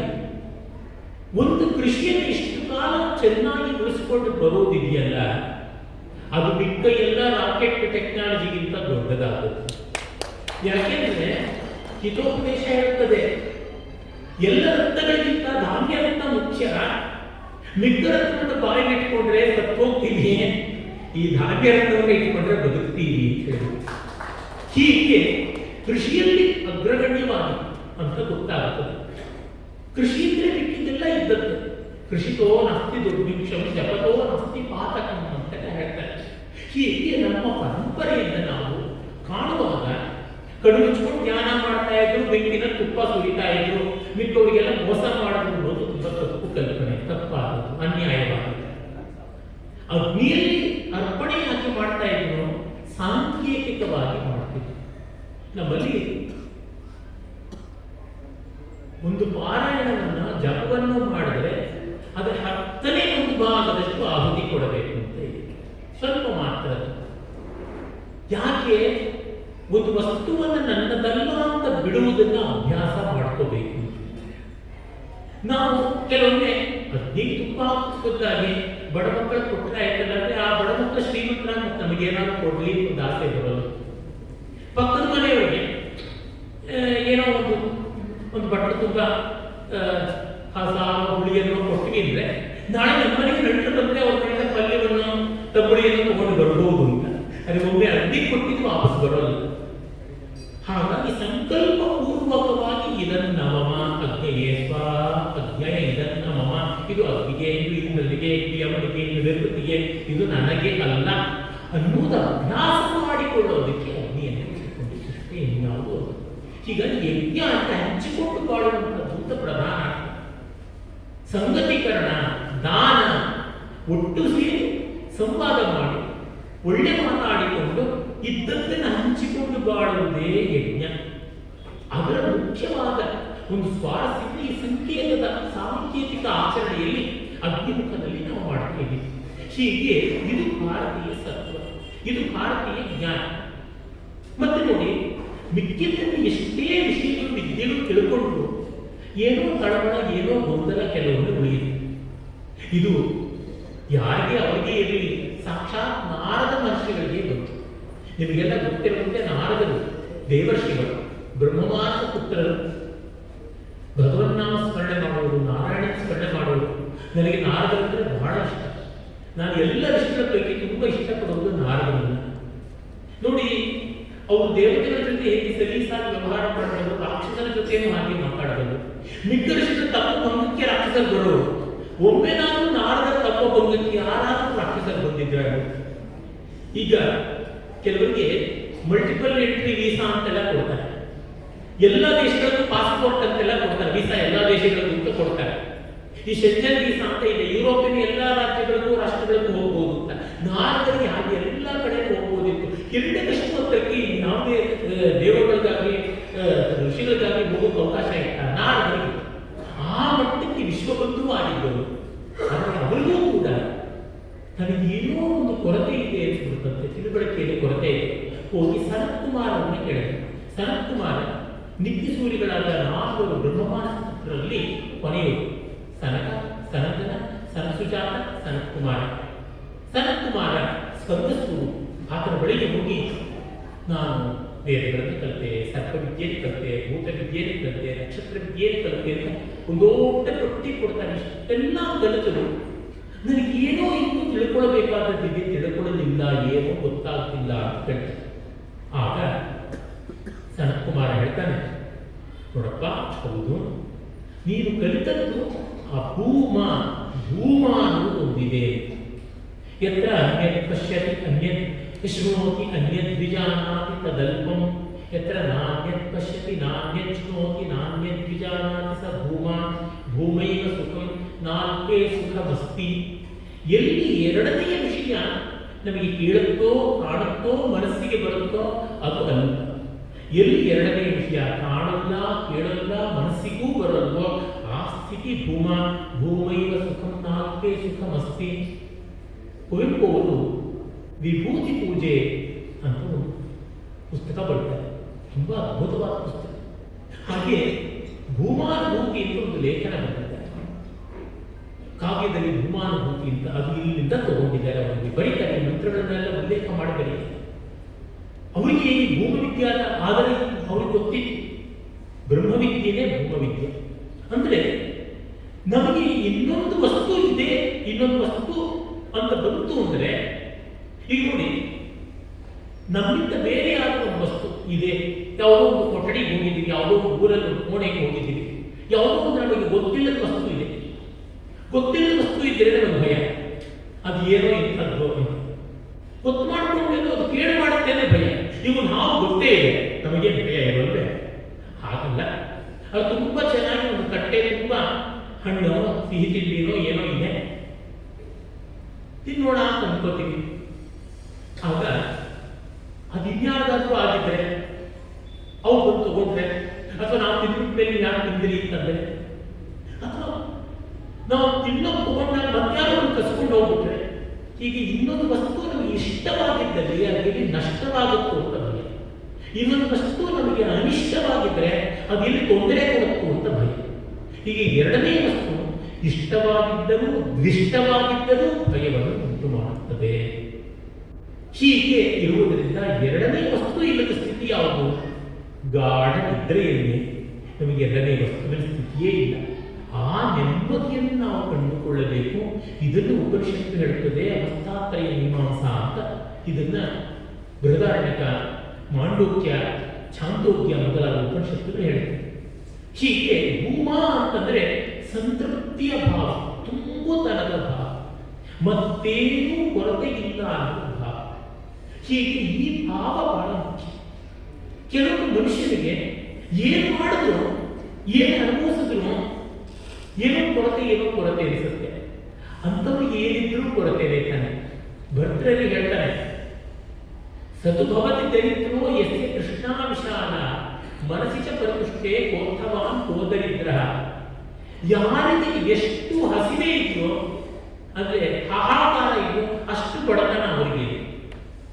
ನಮ್ಮ ರಸಾಯನ ಶಾಸ್ತ್ರದಲ್ಲಿ ವೇಲೆನ್ಸಿ ಅಂತ ಕರೀತಾರೆ.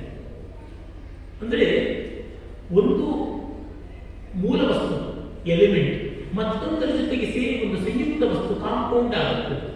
ಆಗುವಾಗ ಇದು ಅದಕ್ಕೆ ಕೆಲವು ಎಲೆಕ್ಟ್ರಾನ್ಗಳನ್ನು ತುಂಬಿಕೊಡುತ್ತದೆ. ಎಷ್ಟು ಎಲೆಕ್ಟ್ರಾನ್ಗಳನ್ನು ಕೊಡ್ಕೊಳ್ಳೋಕ್ಕೆ ಇದಕ್ಕೆ ಶಕ್ತಿ ಇದೆಯೋ ಅದಷ್ಟು ವೇಲೆನ್ಸಿ ಅಂತ ಕರೀತಾರೆ.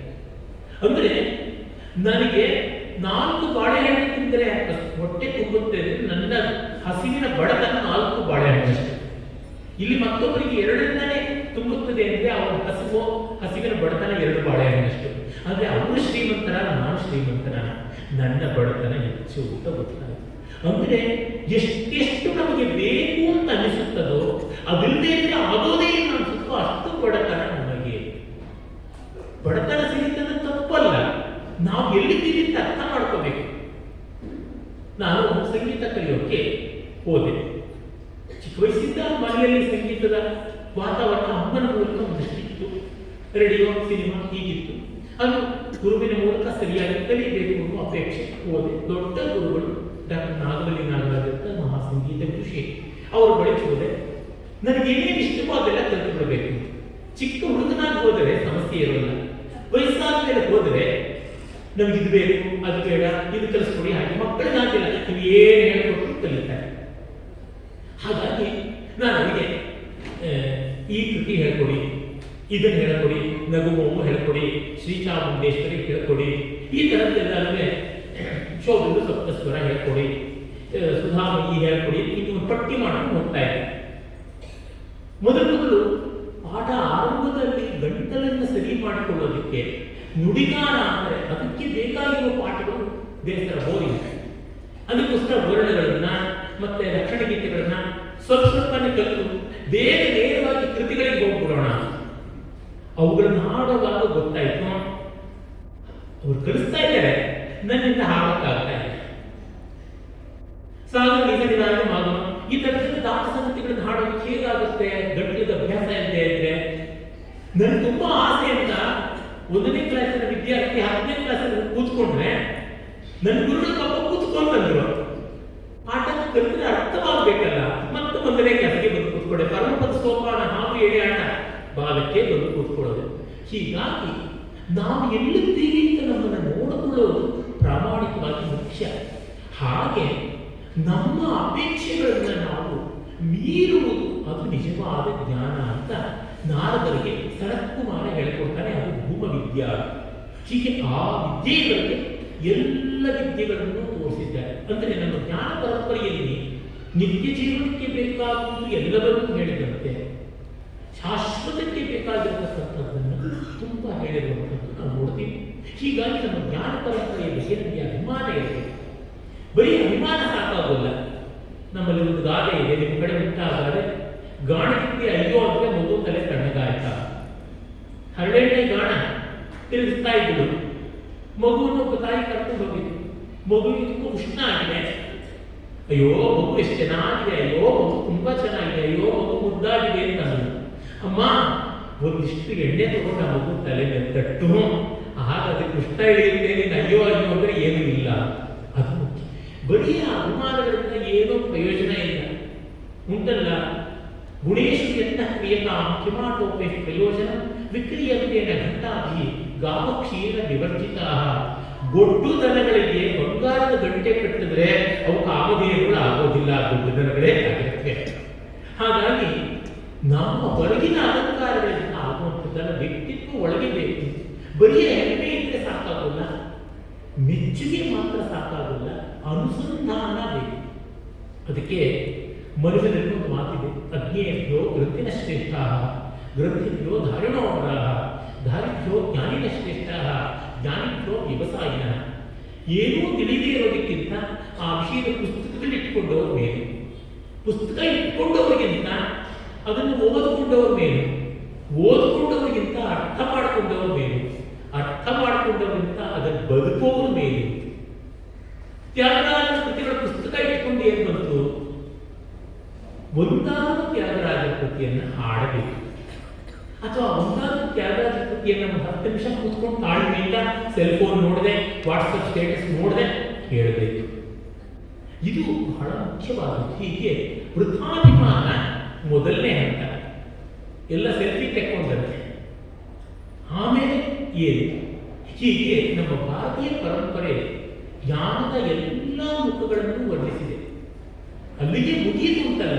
ನಮ್ಮ ಪರಂಪರೆಯ ದೊಡ್ಡತನ ಏನು ಅಂದ್ರೆ, ನೋಡಪ್ಪ ಇಷ್ಟೇ ಅಲ್ಲ, ಇನ್ನೂ ತುಂಬಾ ಇದೆ, ನಾನು ಸದ್ಯಕ್ಕೆ ಇಷ್ಟು ಹೇಳಿದ್ದೀನಿ. ಇದು ಯಾವಾಗ? ವೇದಗಳ ಕಾಲದಲ್ಲಿ, ಯಜುರ್ವೇದದ ಬ್ರಾಹ್ಮಣ ಭಾಗದಲ್ಲಿ, ತೈತ್ರಿಯ ಬ್ರಾಹ್ಮಣದಲ್ಲಿ ಒಂದು ಕಥೆ ಬರುತ್ತದೆ. ಭರದ್ವಾಜ ಮಹರ್ಷಿ 100 ವರ್ಷ ಆಯುಷ್ಯ ಪೂರ್ತಿ ಅವನು ವೇದಾಭ್ಯಾಸ ಮಾಡ್ತಾ ಇದ್ದ, ಜ್ಞಾನೋಪಾಸನೆ. ಆಮೇಲೆ ಆಯುಷ್ಯ ಮುಗಿಯುತ್ತೇನುವಾಗ ತಪಸ್ಸು ಮಾಡಿದ, ಇಂದ್ರ ಬಂದ. ಮತ್ತೇನು ಬೇಕು ಅಂತ, ಇನ್ನಷ್ಟು ಆಯುಷ್ಯ ಬೇಕು ಅಂತ ಮತ್ತೆ ತೆಗೆದು ಕೊಟ್ಟ. ಮತ್ತೊಮ್ಮೆ 100 ಬಾರಿ ಆಯಿತು. 400 ವರ್ಷ ಮುಗಿದೋಗಿದೆ, ಇನ್ನೂ ಕಲಿತಾನೇ ಇದ್ದಾನೆ, ಕಲಿಕೆಗೆ ಕೊನೆಯೇ ಇಲ್ಲ.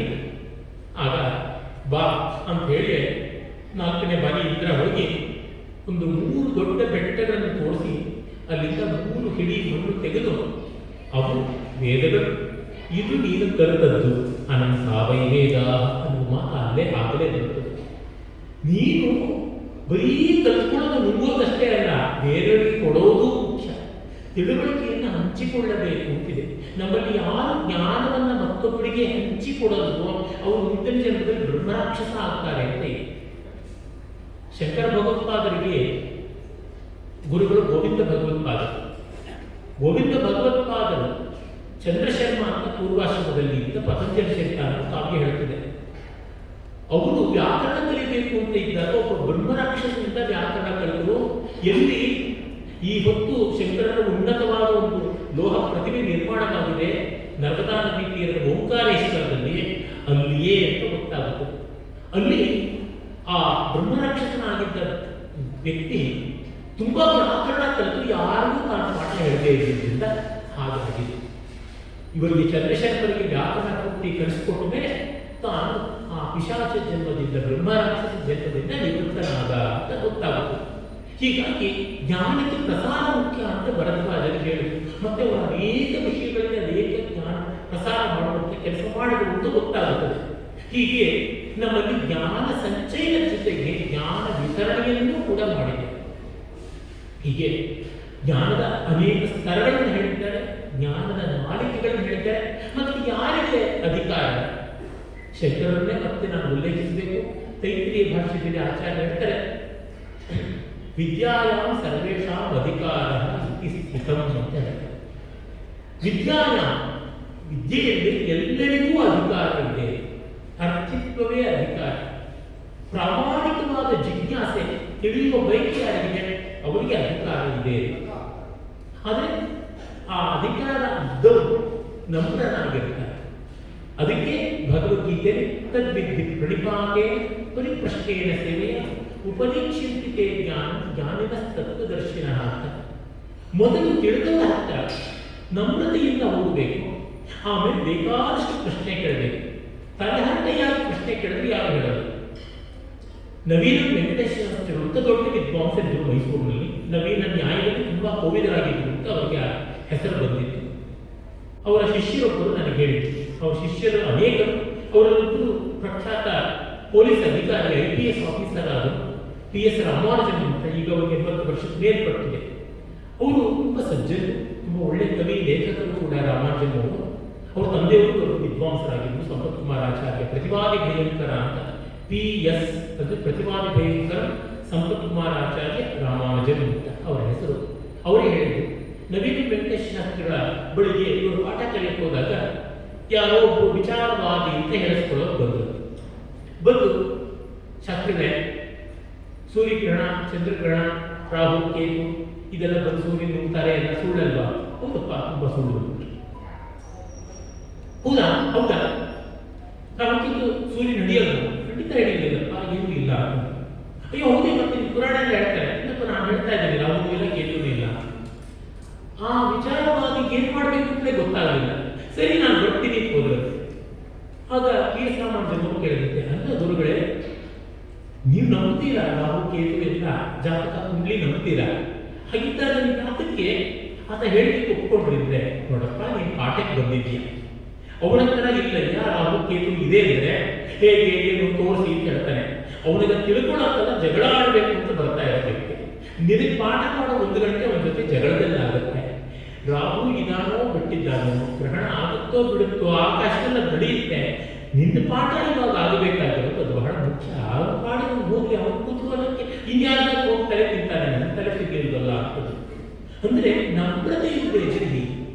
ವಸ್ತುತಃ ಗ್ರಹ ಅನ್ನೋದಕ್ಕೆ ಪ್ಲಾನೆಟ್ ಅನ್ನುವ ಅರ್ಥ ಅಲ್ಲ.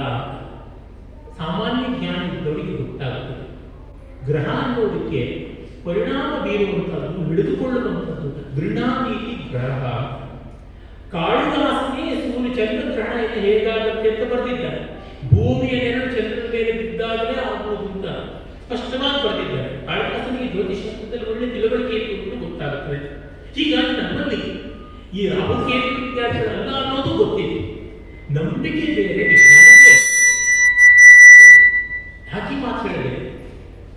ಜ್ಞಾನದಲ್ಲಿ ಆಸಕ್ತಿ ಇದ್ದವರಿಗೆ ಒಂದು ನಮ್ರತೆ ಇರುತ್ತೆ.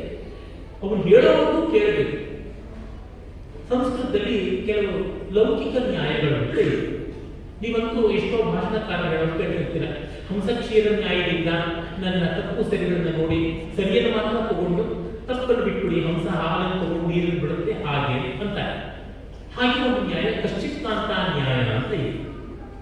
ಕಾಳಿದಾಸನ ಮೇಘದೂತದ ಮೊದಲನೇ ಪದ್ಯದಲ್ಲಿ ಕಶ್ಚಿತ್ತಾಂತ ವಿರಹ ಗುಣ ಸ್ವಾಧಿಕಾರ ಪ್ರಮತ್ತಃ ಶಾಪೇನ ಸ್ತಂಗವಿತ ಮಹುನಾ ವರ್ಷಭೋಗ್ಯೇಣ ಭಕ್ತು ಯಕ್ಷಶ್ಚಕ್ರೇ ಜನಕತನಯ ಸ್ನಾನ ಪುಣ್ಯೋದಕೇಶು ನಿಗ್ಧಛಾಯಾ ಪಶುವಸ್ತಿಂ ರಾಮಗಿರಿಯಾಶ್ರಮೇಶು ಅಂತ ಬರುತ್ತದೆ. ಕಶ್ಚಿತ್ ಅಂದರೆ ಯಾವನೋ ಒಬ್ಬ, ಕಾಂತ ಅಂದ್ರೆ ಹೆಣ್ಣು. ಯಾವನೋ ಒಬ್ಬ ಹೆಣ್ಣು ಅಂತಾನೆ ತಪ್ಪಲ್ವಾ? ಕಾಚಿತ್ ಯಾವಳೋ ಒಬ್ಬಳು ಹೆಣ್ಣು ಅಂತ ಆಗ್ಬೇಕು. ಕಾಳಿದಾಸ ಕಶ್ಚಿತ್ ಕಾಂತ ಅಂತ ಬಳಸಿಬಿಟ್ಟಿದ್ದಾರೆ ಅಂತ ಯಾರೋ ಒಬ್ಬ ಶ್ಲೋಕ ಹೇಳೋ ಕಾರಣ ಪಡ್ತಿದ್ರೆ ವ್ಯಾಕರಣ ದೋಷ. ಕಶ್ಚಿತ್ ಅಂತ ಇದೆ, ಕಾಚಿತ್ ಅಂತ ಇರಬೇಕು ಅನ್ನುವಂತೆ. ಅಪ್ಪ, ನಾನು ಇನ್ನೂ ಶ್ಲೋಕದ ಮೊದಲ 2 ಪದ ಹೇಳಿದ್ದೀನಿ, ನೀವು 4 ಸಾಲಿದೆ ಪೂರ್ತಿ ಹೇಳಿದ್ರು. ಕಶ್ಚಿತ್ ಯಕ್ಷ ಅಂತ 3ನೇ ಸಾಲಲ್ಲಿ ಬರುತ್ತೆ. ಯಕ್ಷ ಯಾವನೋ ಒಬ್ಬ ಯಕ್ಷ ಎಂತವನು ಕಾಂತಾ ವಿರಹ ಗುಣ, ಕಾಂತೆಯ ವಿಯೋಗದ ದುಃಖದಿಂದ ಸಂತಪ್ತನಾಗಿದ್ದ ಅಂತ ಅರ್ಥ. ಪೂರ್ತಿ ಕೇಳೋ ಮುಂಚೆ ಪ್ರಶ್ನೆ ಕೇಳಿಬಿಟ್ರೆ ಇದು ಹೇಗೆ? ಹೀಗಾಗಿ ಪ್ರಶ್ನೆ ಕೇಳುವವರಿಗೆ ಒಂದು ನಮ್ರತೆ ಬೇಕು. ಅದನ್ನ ಕೃಷ್ಣ ಹೇಳ್ತಾರೆ. ಆಮೇಲೆ ಪ್ರಶ್ನೆ ಕೇಳಬೇಕು. ಪ್ರಶ್ನೆ ಕೇಳದೆ ಮಾತ್ರ ಇರಬಾರದು. ಯಾವತ್ತೂ ಯಾವ ಪ್ರಶ್ನೆಯನ್ನು ಕೇಳದೆ ಇರಬಾರದು. ನಮ್ಮಲ್ಲಿ ಪ್ರಶ್ನೆ ಕೇಳುವ ವಿಧಾನವನ್ನೇ ಹೇಳಿದ್ದಾರೆ, ತುಂಬಾ ಚೆನ್ನಾಗಿ ಹೇಳಿದ್ದಾರೆ. ಚರ್ಚೆ ಮಾಡುವುದು ಹೇಗೆ ಅಂತ ಹೇಳಿದ್ದಾರೆ. ವಾದ ಅಂದ್ರೆ ಪ್ರಾಮಾಣಿಕವಾದ ಚರ್ಚೆ ಅಂತ. ವಿತಂಡ ಅಂದ್ರೆ ಗೆಲ್ಲುವುದಕ್ಕೆ ಮಾಡುವ ಚರ್ಚೆ ಅಂತ. ಒಬ್ಬ ಗೆದ್ದು ಇನ್ನೊಂದು ಸೋಲುವಂಥದ್ದು ವಿತಂಡ. ಇಬ್ಬರಿಗೂ ಪ್ರಯೋಜನವಾಗುವುದು ವಾದ. ಒಬ್ಬರು ಸುಮ್ಮನೆ ಬೈಯೋದಿಕ್ಕೆ ಬಳಸ್ಕೊಳ್ತಕ್ಕಂಥದ್ದು ವಿತಂಡ. ಜಲ್ಪ ಗೆಲ್ಲೋದಿಕ್ಕೆ ಮಾಡೋ ಜಲ್ಪ, ಇನ್ನೊಬ್ಬರನ್ನು ಹಳೆಯೋದಿಕ್ಕೆ ಮಾಡತಕ್ಕಂಥದ್ದು ವಿತಂಡ. ಹೀಗೆಲ್ಲ ಮಾಡಿದ್ದಾರೆ. ಹಾಗೆ ಜ್ಞಾನ ಪರಂಪರೆಯನ್ನ ಪ್ರಸಾರ ಮಾಡುವುದು ಹೇಗೆ ಅನ್ನುವ ತಿಳುವಳಿಕೆ ಕೂಡ ಚೆನ್ನಾಗಿ ಇದ್ದದ್ದು ಹೌದು ಅಂತ ಗೊತ್ತಾಗುತ್ತದೆ. ಹೀಗಿಲ್ಲದಿದ್ದರೆ ಒಂದು ಸಂಸ್ಕೃತಿ ಇಲ್ಲಿವರೆಗೂ ಬದುಕುವುದೇ ಇಲ್ಲ, ಇಲ್ಲಿವರೆಗೂ ಬಾಳುವುದೇ ಇಲ್ಲ. ಯಾಕೆಂದ್ರೆ ನೋಡಿ, ನನ್ನ ಸ್ನೇಹಿತ ಒಬ್ಬ ತುಂಬ ಮೇಧಾವಿ. ಆತ ತನ್ನ ಅಜ್ಜಿಗೆ ಒಮ್ಮೆ ಹೇಳಿದಂತೆ, ನೀನೇನು ಸಾಧನೆ ಮಾಡಿದ್ದೀಯ ಜೀವನದಲ್ಲಿ ಅಜ್ಜಿ? ಆ ಅಜ್ಜಿ ಹೇಳಿದಂತೆ, ನೋಡಪ್ಪ ನನಗೆ 80 ವರ್ಷ, ನಿನಗೆ 20 ವರ್ಷ. 80 ವರ್ಷ ನಾನು ಬದುಕಿರೋದೇ ಸಾಧನೆ, ನೀನಷ್ಟು ವರ್ಷ ಬದುಕಿ ಆಮೇಲೆ ನನ್ನ ಪ್ರಶ್ನೆ ಕೇಳು. ಹೌದು ಅಲ್ವೋ? ಅಷ್ಟು ಕಾಲದ ತಾಳ್ಮೆ ಬದುಕು ಇದೆಯಲ್ಲ. ತಾಳ್ಮೆ ಅಂದ್ರೆ ಸಹಿಸಿಕೊಳ್ಳುವುದು ಅಷ್ಟೇ ಅಲ್ಲ, ನಿಲ್ಲುವುದು ಅಂತ, ತಾಳುವುದು ಅಂತ, ಬಾಳುವುದು ಅಂತ. ನಾ ಕಸ್ತೂರಿಯಿಂದ ಒಬ್ಬರು ಒಳ್ಳೆ ವಿದ್ವಾಂಸರಿದ್ದು, ಇತಿಹಾಸ ವಿದ್ವಾಂಸರು, ಮೈಸೂರು ವಿಶ್ವವಿದ್ಯಾಲಯದಲ್ಲಿ. ಆಮೇಲೆ ಸಾಯಿಬಾಬಾ ಅವರ ಭಕ್ತರಾಗಿ ಅನೇಕ ಪುಸ್ತಕಗಳು ಬರೆದು ಒಳ್ಳೆ ಹಾಸ್ಯ ಪ್ರಜ್ಞೆ ಅವರಿಗೆ ತುಂಬಾ ಚೆನ್ನಾಗಿತ್ತು. ಅವರ ವಿದ್ಯಾರ್ಥಿಗಳೊಮ್ಮೆ, ಸರ್ ನೀವೆಲ್ಲ ಹಳೆ ಕಾಲದವರು, ನಾವು ಹೊಸರು, ನಾವು ಮಾಡಿದ್ದೆಲ್ಲ ನೀವು ಮಾಡೋಕ್ಕಾಗಲ್ಲ, ತುಂಬಾ ವಾದ ಮಾಡ್ತಾರೆ. ಅಪ್ಪ, ನಮಗೂ ಒಂದು ನೀವು ಚಿಕ್ಕವರು ಅಂತ ನಿಮ್ಗೆ ಕೆಲವಾಗುತ್ತೆ, ಕೆಲವಾಗಲ್ಲ ಅಂತ. ಇಲ್ಲ ಇಲ್ಲ, ನೀವು ಏನು ಮಾಡಲಿ ನಾವು ಮಾಡ್ತೀವಿ. ತಕ್ಷಣ ಅವ್ರು ನಮ್ಮ ಹಲ್ಲಿನ ಸೆಟ್ ತೆಗೆದು ಟೇಬಲ್ ಮಾಡಿ ಅಂದರೆ ಏನು, ಅವರ ವಿನೋದ ಪ್ರಕ್ರಿಯೆ. ಹೀಗಾಗಿ ಈ ವಿಚಾರ ಪ್ರಸಾರದಲ್ಲಿ ಒಂದು ವಿವೇಕವನ್ನ ಇಟ್ಟುಕೊಂಡು ಇಷ್ಟು ಕಾಲ ಬಾಳಿದಲ್ಲ, ಇದು ತುಂಬ ದೊಡ್ಡ ಪರಂಪರೆ. ಹಾಗಾಗಿ ನಮ್ಮಲ್ಲಿ ವಿದ್ಯಾಸ್ಥಾನಗಳು ಅಂತ ಕರೆದು 14 ವಿದ್ಯಾಸ್ಥಾನಗಳು ಅಂತ ಹೇಳ್ತಾರೆ. ಆಮೇಲೆ 18 ಅಂತ ಆಯಿತು. 64 ಕಲೆಗಳು ಅಂತ ಹೇಳಿದ್ರು. ವಾತ್ಸ್ಯಾಯನ ಕಾಮಸೂತ್ರದಲ್ಲಿ ಬರೀತಾರೆ. ಕಾಮಸೂತ್ರದಲ್ಲಿ ಕಲೆಗಳ ಬಗ್ಗೆ ಕಾಮಸೂತ್ರ ಬರೀ ಮೈಯ ಕಾಮಕ್ಕೆ ಸಂಬಂಧಪಟ್ಟಿದ್ದಲ್ಲ, ಜೀವನ ಪದ್ಧತಿಗೂ ಸಂಬಂಧಪಟ್ಟಿದೆ ಅಂತ ಗೊತ್ತಾಗ್ತದೆ. ನಾಗರಿಕ ವೃತ್ತಾಂತದಲ್ಲಿ ಕಲೆಗಳ ವಿಷಯದಲ್ಲೆಲ್ಲ ತುಂಬ ಚೆನ್ನಾಗಿ ಬಂದಿದೆ. ಮತ್ತೆ ಬೌದ್ಧ ಪರಂಪರೆಯಲ್ಲಿ, ಬೌದ್ಧ ಪರಂಪರೆ ಸನಾತನ ಧರ್ಮಕ್ಕೆ ವಿರುದ್ಧವೂ ಅಲ್ಲ, ದೂರದ್ದೂ ಅಲ್ಲ. ಅದೇ ಇದರ ಕವಲೆ ಭಗವಾನ್ ಬುದ್ಧನ ಬದುಕನ್ನೇ ಕುರಿತು ಬಂದಂತಹ ಲಲಿತ ವಿಸ್ತರದಲ್ಲಿ 86 ವಿದ್ಯೆಗಳ ಪ್ರಸ್ತಾವ ಇದೆ, ಕಲೆಗಳ ಪ್ರಸ್ತಾವ ಇದೆ. ಜೈನ ಪರಂಪರೆಯಲ್ಲಿ ಬಂದ ಪ್ರಬಂಧ ಚಿಂತಾಮಣಿ ಆಚಾರ್ಯ ನೇತೃತ್ವ ಬರೆದೊಳಗೆ 73 ವಿದ್ಯೆಗಳ ಪ್ರಸ್ತಾವ ಇದೆ. ಇದರ ಎಷ್ಟೊಂದು ಆ ವಿದ್ಯೆಗಳಲ್ಲಿ ನನಗೆ ಮಲೆನಾಡು, ಉತ್ತರ ಕನ್ನಡ, ದಕ್ಷಿಣ ಕನ್ನಡದ ಕಡೆ ನೋಡಿರೋದೇನೆಂದರೆ ಅನೇಕ ಒಳ್ಳೆಯ ವಿಷಯಗಳಲ್ಲಿ ಒಂದು ಆ ನೆಲವನ್ನು ಚೆನ್ನಾಗಿ ಹದ ಮಾಡಿ ಕೆಮ್ಮಣ್ಣಿನ ನೆಲವನ್ನು ಸಗಣಿ ಸಾರಿಸ್ತಾರೆ. ಅದು ಎಲ್ಲಿಯೂ ಅಷ್ಟು ಚೆನ್ನಾಗಿ ಸಗಣಿ ಸಾರಿಸ್ತಕ್ಕಂಥದ್ದು ನಾನು ನೋಡಿ, ಅಷ್ಟು ತೆಳ್ಳಗೆ ಒಂದು ಅಡಕೆ ಪಟ್ಟೆಯಲ್ಲಿ ಇಟ್ಕೊಂಡು ನಯವಾಗಿ ಮಾಡಿ ಇಷ್ಟೇ ಸಗಣಿಯಲ್ಲಿ ಸಾರಿಸ್ತಾರೆ. ತುಂಬ ಸೊಗಸಾಗಿ ಸಾರಿಸ್ತಾರೆ, ನಯಗಾರೆ ಮಾಡುವಂತೆ ಇರ್ತದೆ. ಅಂಥ ಒಂದು ಸಗಣಿ ಸಾರಿಸುವ ಮಣಿಕುಟ್ಟಿಮ ನಿರ್ಮಾಣದಿಂದ ಮೊದಲುಗೊಂಡು ಅಗ್ನಿಸ್ತಂಭನ, ಜಲಸ್ತಂಭನದ ಬಗ್ಗೆ ಕೊಟ್ಟು ಹೇಳಿದ್ದಾರೆ. ರತ್ನಗಳ ಗುಣ ಪರೀಕ್ಷಣೆ ಮಾಡುವಂಥದ್ದಿರ್ಬೋದು, ಪಕ್ಷಿಗಳಿಗೆ ತರಬೇತಿ ಕೊಡುವಂಥದ್ದಿರ್ಬೋದು, ಬಗೆ ಬಗೆಯ ಲಿಪಿಗಳ ಜ್ಞಾನ ಇರ್ಬೋದು. ಜಪಾನ್ನಲ್ಲಿ ಇಕಾಬನ ಅಂತ ಒಂದು ಕಲೆ ಇದೆ, ಹೂಗಳನ್ನು ಜೋಡಿಸಿ ಇರ್ತಕ್ಕಂಥ ಇಕಾಬನ ಆರ್ಟಿಸ್ಟ್ ಅಂತ ತುಂಬ ಪ್ರಸಿದ್ಧಿ. ಒಮ್ಮೆ ಜಾಪನೀಸ್ ತಂಡ ಬೆಂಗಳೂರಿಗೆ ಬಂದಿದ್ದಾಗ ಅವರು ಎದುರಿಗೆ ಒಂದು ಪ್ರದರ್ಶನ ಕೊಡಬೇಕಾಗಿತ್ತು, ಕಾವ್ಯ ಚಿತ್ರ ಜುಗಲ್ಬಂದಿ ಪ್ರದರ್ಶನ. ಆಗ ನಾನು ಅವರಿಗೆ ಹೇಳಿದೆ, ನೀವು ನಮ್ಮ ಕಲೆಯನ್ನು ತುಂಬ ಚೆನ್ನಾಗಿ ಬೆಳೆಸಿದ್ದೀರಾ, ಅದರ ಮೂಲ ನಮ್ಮಲ್ಲಿದೆ ನೋಡಿ. ಕನಿಷ್ಠ ಪಕ್ಷ 2000 ವರ್ಷಗಳ ಹಿಂದಿನ ಗ್ರಂಥ ವಾತ್ಸ್ಯಾಯನ ಕಾಮಸೂತ್ರದಲ್ಲಿ ಪುಷ್ಪಶಕಟ ಅಂತ ಬರುತ್ತದೆ ಅಂತ ಹೇಳಿದ್ರು. ಈ ತರ ಎಷ್ಟೊಂದು ವಿದ್ಯೆಗಳು, ಅಷ್ಟೆಲ್ಲ ವಿದ್ಯೆಗಳ ವಿವರಗಳನ್ನ ನಾವು ನೋಡ್ತೀವಿ. ಎಲ್ಲಿವರೆಗೆ ಅಂದರೆ ಲಲಿತ ವಿಸ್ತರದಲ್ಲಿ ಬರುತ್ತದೆ ಮುಸರೆ ಪಾತ್ರೆಗಳನ್ನು ಹೇಗೆ ಚೆನ್ನಾಗಿ ತಿಕ್ಕುವುದು. ಇಂಥ ನಿತ್ಯ ಜೀವನಕ್ಕೆ ಬೇಕಾದದ್ದು ನೋಡಿ, ಈಗ ಹೇಳ್ತಿದ್ದೀನಿ, ಇನ್ನು ಧೈರ್ಯವಾಗಿ ಹೇಳೋಕೆ ಬಂದಿದೆ. ಆರ್ಟಿಫಿಷಿಯಲ್ ಇಂಟೆಲಿಜೆನ್ಸ್ ಅಂತ ಬಂದಿದೆ, ಕೃತಕ ಪ್ರಜ್ಞೆ, ಕೃತಕ ತಿಳುವಳಿಕೆ ಇಂಥ ಬಂದಿದೆ, ಕೃತಕ ಮಸ್ತಿಷ್ಕ ಅಂತೆಲ್ಲ. ಅದು ಬಂದು ಕೋಟ್ಯಂತರ ಜನರ ಉದ್ಯೋಗ ಹೋಗ್ಬೋದು, ಆದರೆ ಮುಸರೆ ತಿಕ್ಕುವವರ ಉದ್ಯೋಗ, ಅಡಿಗೆ ಮಾಡುವ ಉದ್ಯೋಗ ಇದ್ಯಾವುದು ಹೋಗಲ್ಲ. ಯಾಕೆ ಅಂತಂದ್ರೆ ಈ ಸ್ಕಿಲ್ಸ್ ತುಂಬಾ ಬೇಕಾಗಿರ್ತಕ್ಕಂಥದ್ದು. ಯಂತ್ರಗಳು ಪಡ್ಕೊಳ್ಳೋದು ತುಂಬಾ ಕಷ್ಟ, ಹಾಗೆ ಪಡ್ಕೊಂಡು ಯಂತ್ರಗಳನ್ನು ಕೊಡೋದು ತುಂಬಾ ದುಬಾರಿ. ಅದಕ್ಕೋಸ್ಕರ ಉಳ್ಕೊಳ್ಳುತ್ತೆ. ಅಂದ್ರೆ ಲೈಫ್ ಸ್ಕಿಲ್ಸ್ ಅಂತ ಏನು ಕರಿತೀವಿ ಅವತ್ತು ಗಟ್ಟಿತನ ಇದೆ. ನಮ್ಮ 64 ಕಲೆಗಳನ್ನು ಕೊಟ್ಟರೆ ಅದೊಂದು ಎಷ್ಟೋ ಕಲೆಗಳು ಎಲ್ಲ ಕಾಲಕ್ಕೂ ಬದುಕನ್ನು ಕೊಡಬಲ್ಲವ.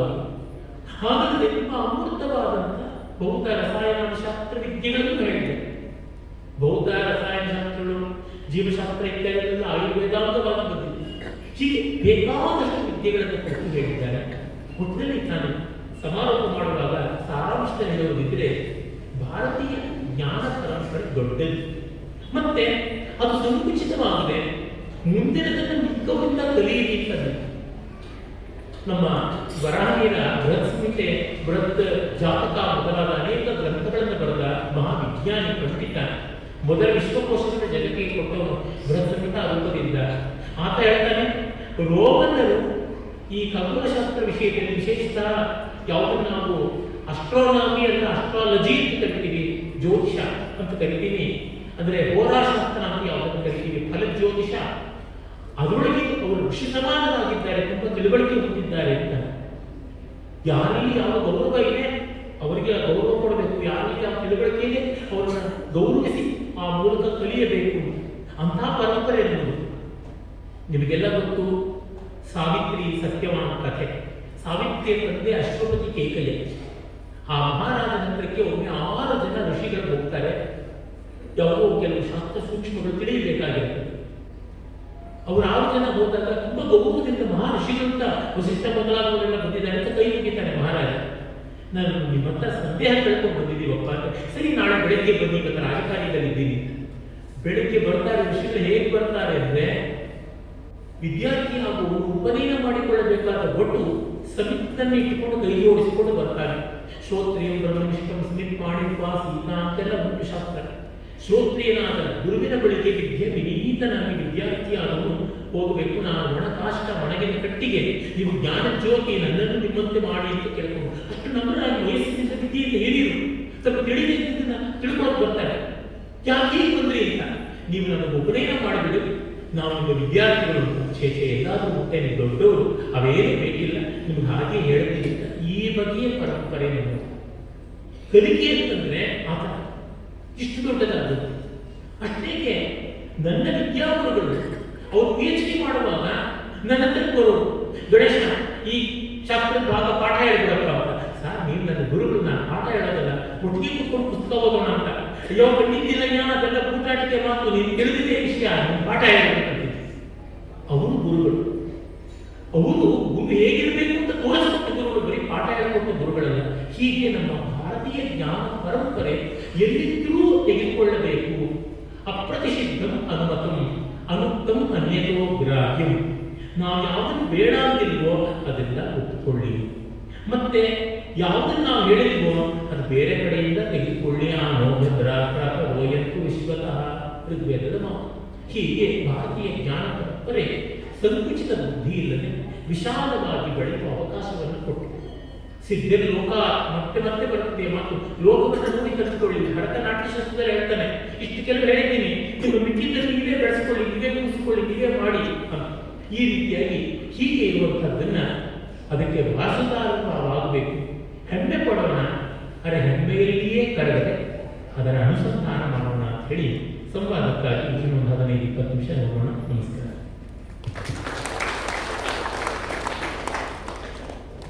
ಭಾರತೀಯ